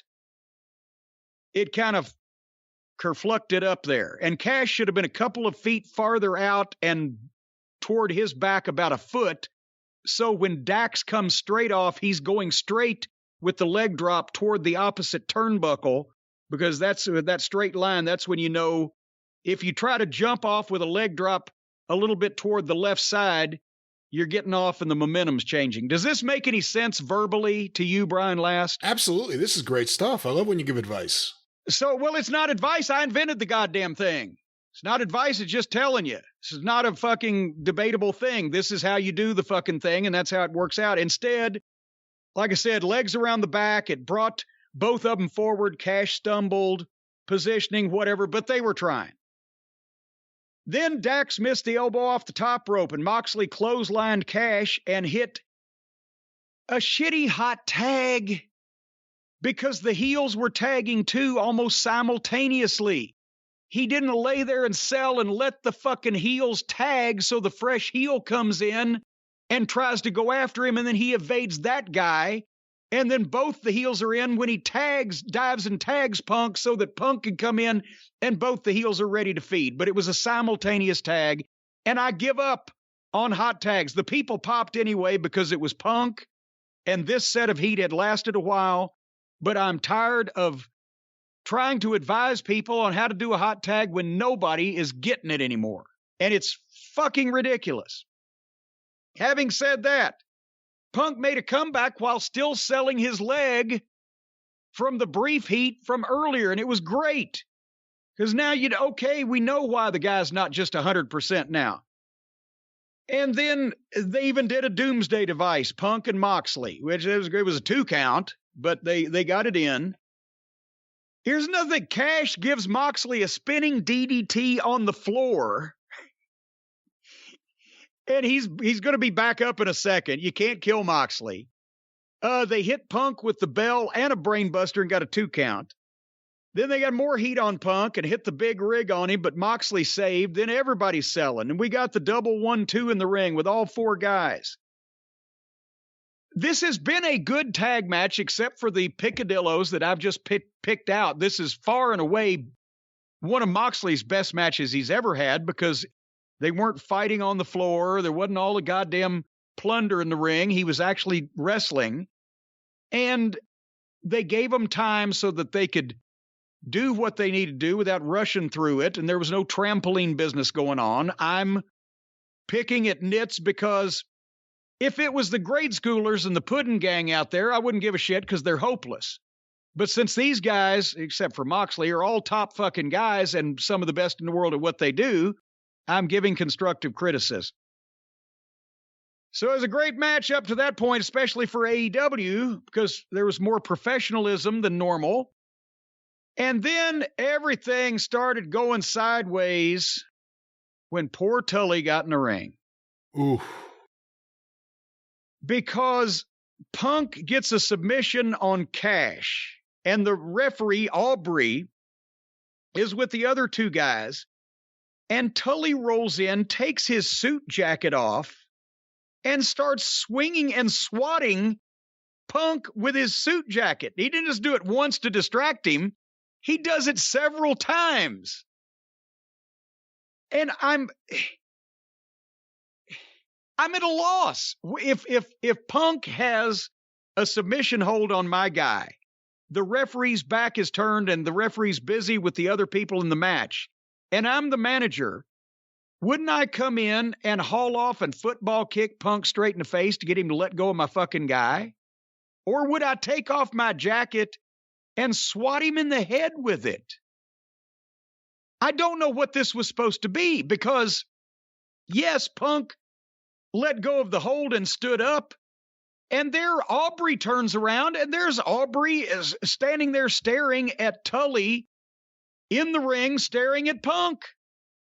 So why did they distract the referee for her to just turn around and see the manager still in the ring? And then Punk goes to pick Tully up Tully swings, Punk blocks a punch, and goes to pick him up in the fireman's carry for the GTS. But did you see what went wrong? I'm sure you could pick it apart from what actually went wrong, but I saw what happened where he shouldn't have, they shouldn't have done this to begin with, but whatever. Well, what happened was when Punk blocked the punch and went to fireman's carry Tully and pick him up for the go to sleep, Tully has not been picked up in a while. And he was and you guys, you can all go back and watch the video. This is exactly what it was. Tully hadn't been picked up in a while. I'm sure he was eager to show that he still got it. When Punk bent over, Tully jumped before Punk was lifting. So what the effect that has, and you can see this on the video, is that, and I don't care how strong you are, when you're off balance, this is going to happen. I've seen this happen to the Road Warriors before. When I bend over to pick the guy up over my shoulder in a fireman's carry, if I've just bent over and he jumps up without me starting to lift first, then he's jumping in the air before I'm standing up. That means when I start standing up, he's coming down. Now I'm bent over. That means 200 plus pounds, whatever the fuck Tully weighs, is coming downwards on the back of my head before I've had a chance to get my legs under me and stand up, and it almost took Punk face first to the mat instead of him being able to pick Tully up. Well, then he realizes what has happened, and he's staggering, but he's trying to get under Tully because he's got to get his legs under him to pick him up because they're still off balance, and now Tully is holding on like a monkey fucking a football. And finally, he got up under him and gave Tully the go to sleep. But this is why I'm not managing either. Tully's almost 70. I'm 60. We don't need to be doing that shit. I mean, everybody wanted to see, a legend when he's 40 or a legend when he's 50. But it comes a point, we talked about the Sheik earlier. We talk about what Vince McMahon looks like. It's not doing the memories that people have any favors when they see guys going out and being involved in these things. But anyway, so go to sleep on Tully. But right at that point, Cash rolls Punk up a 2 count. It was a nice little false finish there, but then suddenly Punk and Moxley both just spun FTR up and hit both their finishes on both Dax and Cash at the same time. Covers simultaneously, 1, 2, 3. They beat both of them right in the middle of the ring. So again, if FTR had come in and got the Keith Lee treatment and got win after win on television a year and a half ago and established themselves as what they are, the best tag team in the business, and then won the championship, which they did, and then defeated the Young Bucks the first time around and made the Bucks chase for it, then they would have been established. But instead, they come in, they get a couple of wins, they get the belts, they're mostly on YouTube, they get beat by the Young Bucks, the EVPs, then they turn heel, the Hardy Boys do, to take FTR's place, and FTR never gets in the ring with them again because they were so jealous. I'm talking about the Hardy Boys now. They were so jealous that a lot of people were saying FTR were the best in the world. They brought them in specifically to beat and bury them, and then switch heel and take their spot. And then a year later, every 3 months or so, we get to see FTR have a tag team match on television. In this case, the babyfaces beat up their manager and pinned both of them cleanly in the middle of the ring at the same time. Why didn't you piss in their mouths while they were down there? It's not Punk and Moxley's fault. FTR should already be over because they should have been booked properly. And then they're a joy to work with. I'm sure everybody in the company wants to work with FTR because they know that they'll be taken care of and not get hurt and not have to go through foolish, silly cartoon bullshit. But it was a great tag team match, and Moxley was even bearable, and the finish would have been great if FTR had come in and gotten over or been pushed a year ago and now could do this and still keep their heat. But they didn't, and they weren't, so they can't. Closing thoughts on this match. I liked it. Good way to use Moxley. Keep him out of a singles match. Put him in there with Punk. Also, a minor thing, but I like the fact that they established that Punk isn't Mr. Popularity in the dressing room. Who's he going to get to be his partner? He's getting along with Sting and Darby. We know that relationship. It's played out on TV. He has put over Moxley. He did that promo when Moxley went to rehab talking about Moxley. So it's established that he at least thinks about him and cares about him. So it makes sense that they would team up. I know it's a minor thing, but I like that when you stop and you think about it, Bill Watts style. How did these two get here? Why are they teaming up? It makes some sense. Tully shouldn't be... We've been saying it for months now. Tully shouldn't be a manager. He can't do a good promo anymore. He can't do anything physical anymore. It's almost like Jim Herd knew. The abilities are gone. No, I was 33 I years know, ago. I'm joking. I joking. know. Other than that, and with FTR, I'm happy we get to see them have matches. It is no coincidence that the guys who work with them end up having really well thought out matches that are good. I could do without the table spot in the middle of the match or even the ring bell, to be honest with you. But everyone knows what it is. They got Hoganed. They got brought in by the guys looking to beat them just to shut internet fans up. Everyone knows what's up. And look, the only person that could change things is Tony Khan. And Tony Khan has, for whatever reason, been happy with the way FTR is booked. Go figure. Who knows? Well, no, but also he can't tell anybody what to do. He has no authority because he has no balls because he's not in charge. He's the boss. He pays everybody, but he's not in charge. If he was in charge, well, if he was in charge, it wouldn't probably be any better because he doesn't know what to do. But fortunately, he's not in charge. He can't tell anybody what to do because they won't listen to him because he's a fucking mark. That's why they need a fucking authority figure. that knows what to do and that gives a shit enough to tell them. This is no way to talk about the future congressman from Florida. Well, boy, maybe if he would run for office, then they could hire a booker. Real briefly, the TBS title was on the line. At least they're on the right network. Jane Cargill versus Aqua. Did you see this? AQA. Yeah, Aqua. They found some girl that looks like they kidnapped her out of a skateboard park with all the fucking frilly things she was wearing. She looks like one of the girls that hangs out at the skateboard park doing the skateboarding. Some outfit on, and she looked like she'd never been in a ring before. This actually went through a break, and the whole thing fell apart. At the end, Aqua goes up to the top, and Jane Cargill, I got to give it to her, she lays there motionless and lets this green girl do what is it? The backflip is the shooting star press, right? Press, correct. Shooting star press off the top rope and landed it perfectly. She has no basics whatsoever and is greener than chlorophyll, but she can do a shooting star press. And then she goes back up to the top, because that's not the finish, goes back up to the top, loses her balance and just jumps down. Jane grabs her and shoots her off corner to corner, and she almost fell running into the far turnbuckles. Jane runs in and eats a boot and backs up for a spot, but Aqua can't remember what the spot is and just stood there. So Jane goes back into the corner and gets her, tells her what the spot is, sets her up on top of the turnbuckle, then backs up in the middle of the ring, and then fucking catches her on the crossbody coming off and hits her with a slam and 1, 2, 3. Brother. And then I don't even want to know what you thought of it. I don't care. Because then the Hardley boys and Cole were talking in the back, and they now look bigger and tougher than Adam Cole. He is shrinking in front of our eyes.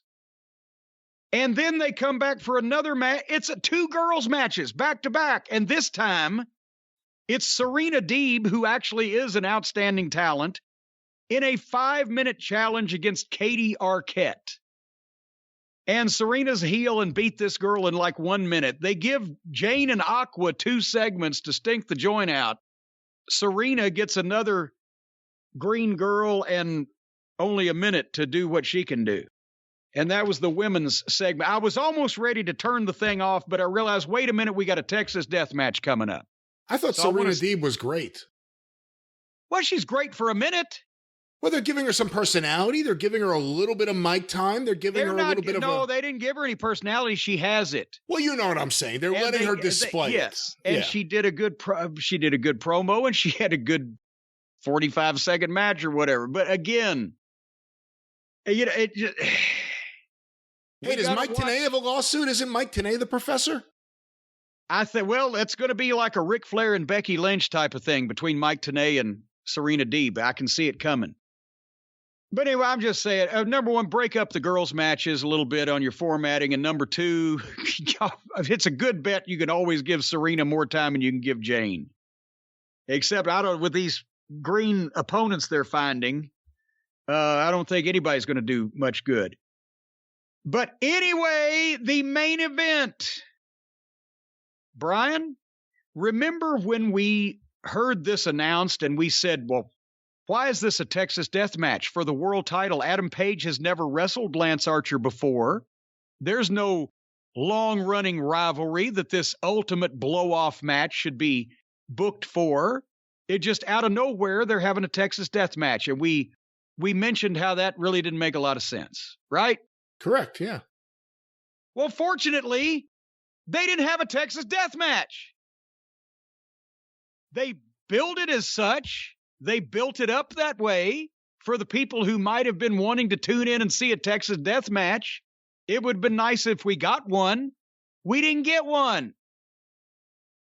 And that's, I'm like, why did they even bother to call it a Texas death match and then not do a Texas death match?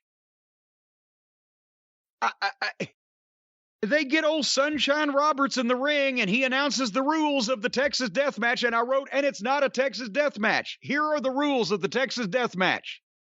The only way to win is by knockout or submission. That was it. No, that is not, nor has that ever been a Texas Death Match. Why did they bait and switch at the last minute? Did they realize they didn't have time to do 5 or 6 or 7 falls or something to make it palatable? Or are they not smart enough if they don't know the rules of the Texas Death Match? They are easily available to look up, or they could have just said, we're going to have another garbage death match, which is what this was. The same as every other garbage death match. No better, no worse, no different. Same shit, different people. There was no Texas death match involved. And all the other droning on of these long-winded promos on this show, and they leave enough time to where their main event world championship match starts in the back. They play Lance Archer's music, and they cut to a backstage camera, and they've already started fighting. And they rattle each other off the equipment cases, and then they fight through the entrance, and Paige throws Archer through a pane of glass. If you didn't see it the first time, folks, they're going to replay it, including the shot where conveniently there was a camera standing behind the pane of glass so you could see the guy come through it. The fuck, these fucking... I would have fired everybody in the everybody on the television crew, everybody that set the building up. I would have fired the building manager. I would have fired the fans individually. So they finally get into the ring, and Paige hits the buckshot lariat, and Archer takes a bump to the floor and pulls out a garbage can lid. And when Paige does the dive, he hits Paige in the head with a garbage can lid and then hits him with it 8 more times. Suddenly, here comes Dan Lambert, who comes out and unscrews the turnbuckle and takes the top rope off of the ring. Now, Jake Roberts is already out there with Archer. Lambert came out after they've got the deal going on with them. So now Archer and Paige go out and fight on the floor and out into the crowd. While Jake is wandering around, Archer's already bleeding from going through the glass. This is every garbage death match that this promotion and every other promotion besides the WWF does every fucking week, every show. You got a Texas death match that's not a Texas death match with no reason and no build to it, that's now turned into every garbage outlaw match ever with a non-functioning ring so they can't work if they want to. And then we go to the break. After we come back from the break, we're back to a ring with no top rope, which also has a garbage can, 2 kendo sticks, and 2 tables set up outside, with both guys fighting on the apron, teasing that they're going to fall through the table. Well, that might be exciting if we hadn't seen it 45 minutes ago. You fucking morons. You fucking imbeciles. You don't have a goddamn lick of common sense. You don't know how to structure anything. You're pathetic. You sleep in filth and you eat garbage. What is this? I'm starting to get worked up. So now Archer pulls up the pads on the floor, and Jake gives the short arm clothesline to Paige and manages not to fall over. But then Jake hooks Paige up for a DDT on the concrete floor that Archer has moved the pads, but Archer stops him. And Jake turns around and gets hot. And then Paige DDTs Archer on the concrete floor with no pads. But the match continues because that's not going to hurt anybody. Doesn't even make any sense in their own world. That doesn't make sense. Then Paige gets one of the kendo sticks and just wears fucking Archer out. And at this point, there's still 5 minutes left in the show.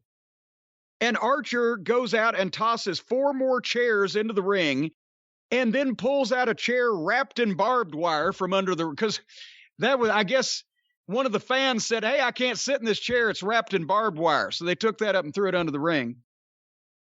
As soon as the chair wrapped in barbed wire came in, and Paige I'm not mad at Juice in a grudge match, but this is a garbage death outlaw match.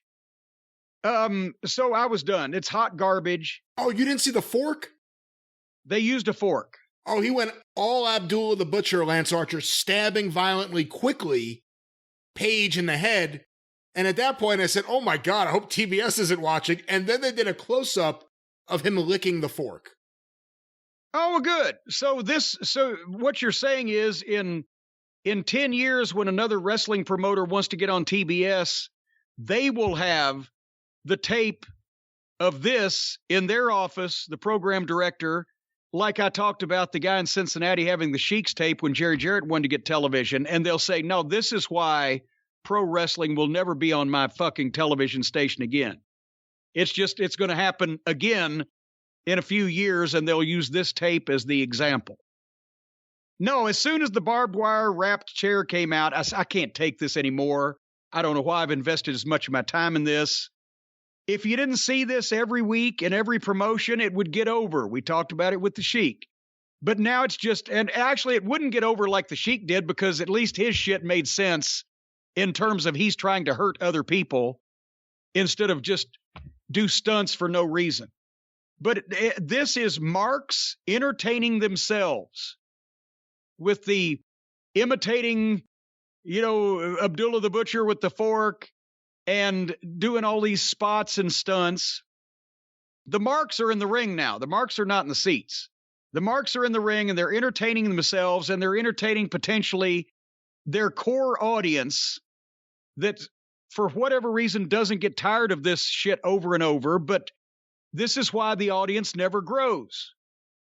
It'll be down to 400,000 or 500,000 on one of those rotten Friday night shows, and it'll be up to 1.2 million when they tease that Shane McMahon may show up, and it'll be somewhere in the middle every other time. And it's never going to grow with it. Who wants to watch this stupid shit? It doesn't mean anything. It makes no difference. It's obviously fucking phony. And the guys are really hurting themselves. All because they're all marks, and they think that they're doing what the real stars 20 and 30 and 40 and 50 and however many years ago did. They're not. They're out there doing stunts that don't make sense, and they're entertaining themselves and their Mark billionaire boy boss with garbage. So that was that match. I missed the fork. I guess Paige won. He had to, right? Or we'd have a new champion. Paige won. He is still the champion. And if I could just say one final thought about the show, to focus on a positive. They teased Punk at the beginning. We got a payoff later in the show. Makes you want to tune back into the show later. If we tuned in last week, we got no update or anything about Bryan Danielson. Moxley was out there. Where is he, by the way? I have no idea. But last week, him and Moxley were going to put together a group, and Moxley was going to consider it, and this week, not one mention of him. Cody Rhodes, once again, a few weeks of Cody Rhodes, and then weeks of he's missing off TV. Not even Brandy to follow up on whatever it was that they were trying to do with Lambert and her last week. And Miro is just missing in action. Still lost in the void.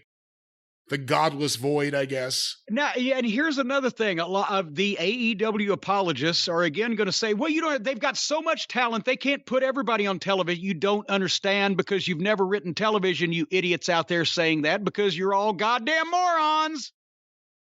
You don't have something happen and then never refer to it again on your television program, or don't refer to it again for the next 6 weeks. There's all kinds of ways that you don't have to have everybody out there doing a live interview. You don't have to have everybody wrestle every week. But you could replace some of these inane job guy backstage segments with Tony Schiavone, or the fake girls fights that they have in the back, or the fake fights among men like the Hardley Boys that fight like girls. Knock out all of those fake backstage segments and do updates on your issues with the people that are not appearing live on the program.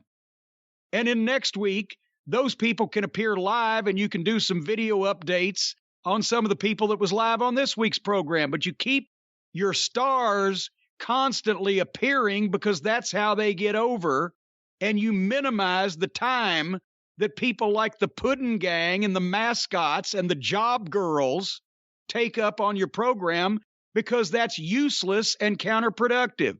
And nobody gives two shits whether Jane Cargill beats Aqua in 90 seconds or 10 minutes, except the viewers. They'd rather the 90 seconds, because that way there wouldn't be time for so many fuck-ups. But he's all over the place. He's got ADD. He doesn't know how to do this because he never has to begin with, and nobody apparently can tell him that. So you've got a goddamn mess, and you have a bunch of people doing whatever they want to do, and the talented people, what they want to do is good, and the goofy outlaw people, what they want to do is the shits. So this show's all over the fucking page, and they cannot get their shit together to save their life. And here is Vince McMahon and everybody working for him, trying to hand them the victory in this promotional war. Here, take all the talent you want. Here, we're going to piss our fans off as much as possible, make them hate us, and pull for you even more. Here, we're going to do all this stuff for you. They can't take advantage of it. Holy shit. But seriously, going back to my question, you could talk about the problems and why it doesn't happen. Is there any good reason? I mean, Miro's kind of been in the void for a while, so we don't know if he'll ever come back to reality. But Brandy and Cody, nothing is followed up on. I didn't answer your question because I don't know the answer, because it doesn't make sense to people with functioning brains and logic and common sense. It's just, he's playing with his action figures, booking them in his basement like he was when he was a teenager. And his father was only worth $750 million instead of $3 billion or whatever the fuck. Now he can buy his own action figures, and he has, again, this could have been a transformative promotion in the wrestling industry. This could have set wrestling back on a path of being a competitive-looking sport and given guys that needed an opportunity a place to go, and competed with Vince McMahon on the national television, etc. And what it is a giant circle jerk for marks that don't understand the wrestling business and think that they're stars. And the biggest mark is the kid that's paying for everything, that insists on running it himself, even though he's never done it and has no experience and obviously can't figure it out, and either won't take advice or nobody's got the balls to tell him. It's a fucking mess. And now that it's not just a joke, now that there's real talent there, now they've got CM Punk, they got MJF, they've got fucking Bryan Danielson, they've got several top quality talents on that roster. It's even more offensive to me that he's still doing this indie looking outlaw bullshit instead of really getting their shit together and trying to hire a booker, establish a better training system, dump the fucking dreck off that roster, fire the goddamn asses right now. They have milked you for enough money over the last 2+ years. These outlaw fucks that nobody wanted to book to goddamn walk a dog. Sonny Kiss. Cut them. Get them out of there. Weed it out. Find somebody to fucking book, or a committee of experienced people to book for you. Jim Ross is involved there. What am I saying? He don't want to be involved in this thing probably at all anymore. But somebody with some experience that tells these guys what to fucking do and how to do it and where to get off if they don't do it, and concentrate on top talent. Run a real professional fucking show. Not a goddamn, hey kids, let's put on a show in our local barn. It's Mickey Rooney and Judy Garland, and we'll let everybody play. Fuck you. I'm getting sick of this. They got a chance to really do something here, and they cannot wind their watch or scratch their ass to do it. That's all I've got to say on it. I'm just pissed. That was AEW Dynamite. Anyway, we'll see what happens next week. And speaking of next week, on the drive-thru, which we're doing in about 36 hours, we will see if SmackDown and Rampage has anything interesting on it, plus some more questions from the audience and songs and all kinds of joy and frivolity. And then we'll be back here next week for me to bitch at these people again, because I guarantee you they ain't going to figure it out between now and next week. You never know. I'm not saying they're going to figure it out, but every now and then they have that one episode. It's like, wow, they got it all right. Let's see what they do next week. And then it falls off a cliff again. I've come to the conclusion those are the accidental ones. Anyway, All right. We are done, folks. Thanks for hanging out with us, and we'll be back on the drive-thru and the experience. Don't forget to visit the new JimCornette.com and the newly opened Cornette's Collectibles store. Hopefully that will be the case. I'm speaking again of things that have not happened yet, but they will by the time you hear this. And otherwise than that, for Brian, I am indeed Jim, and thank you. Fuck that show, and bye-bye, everybody.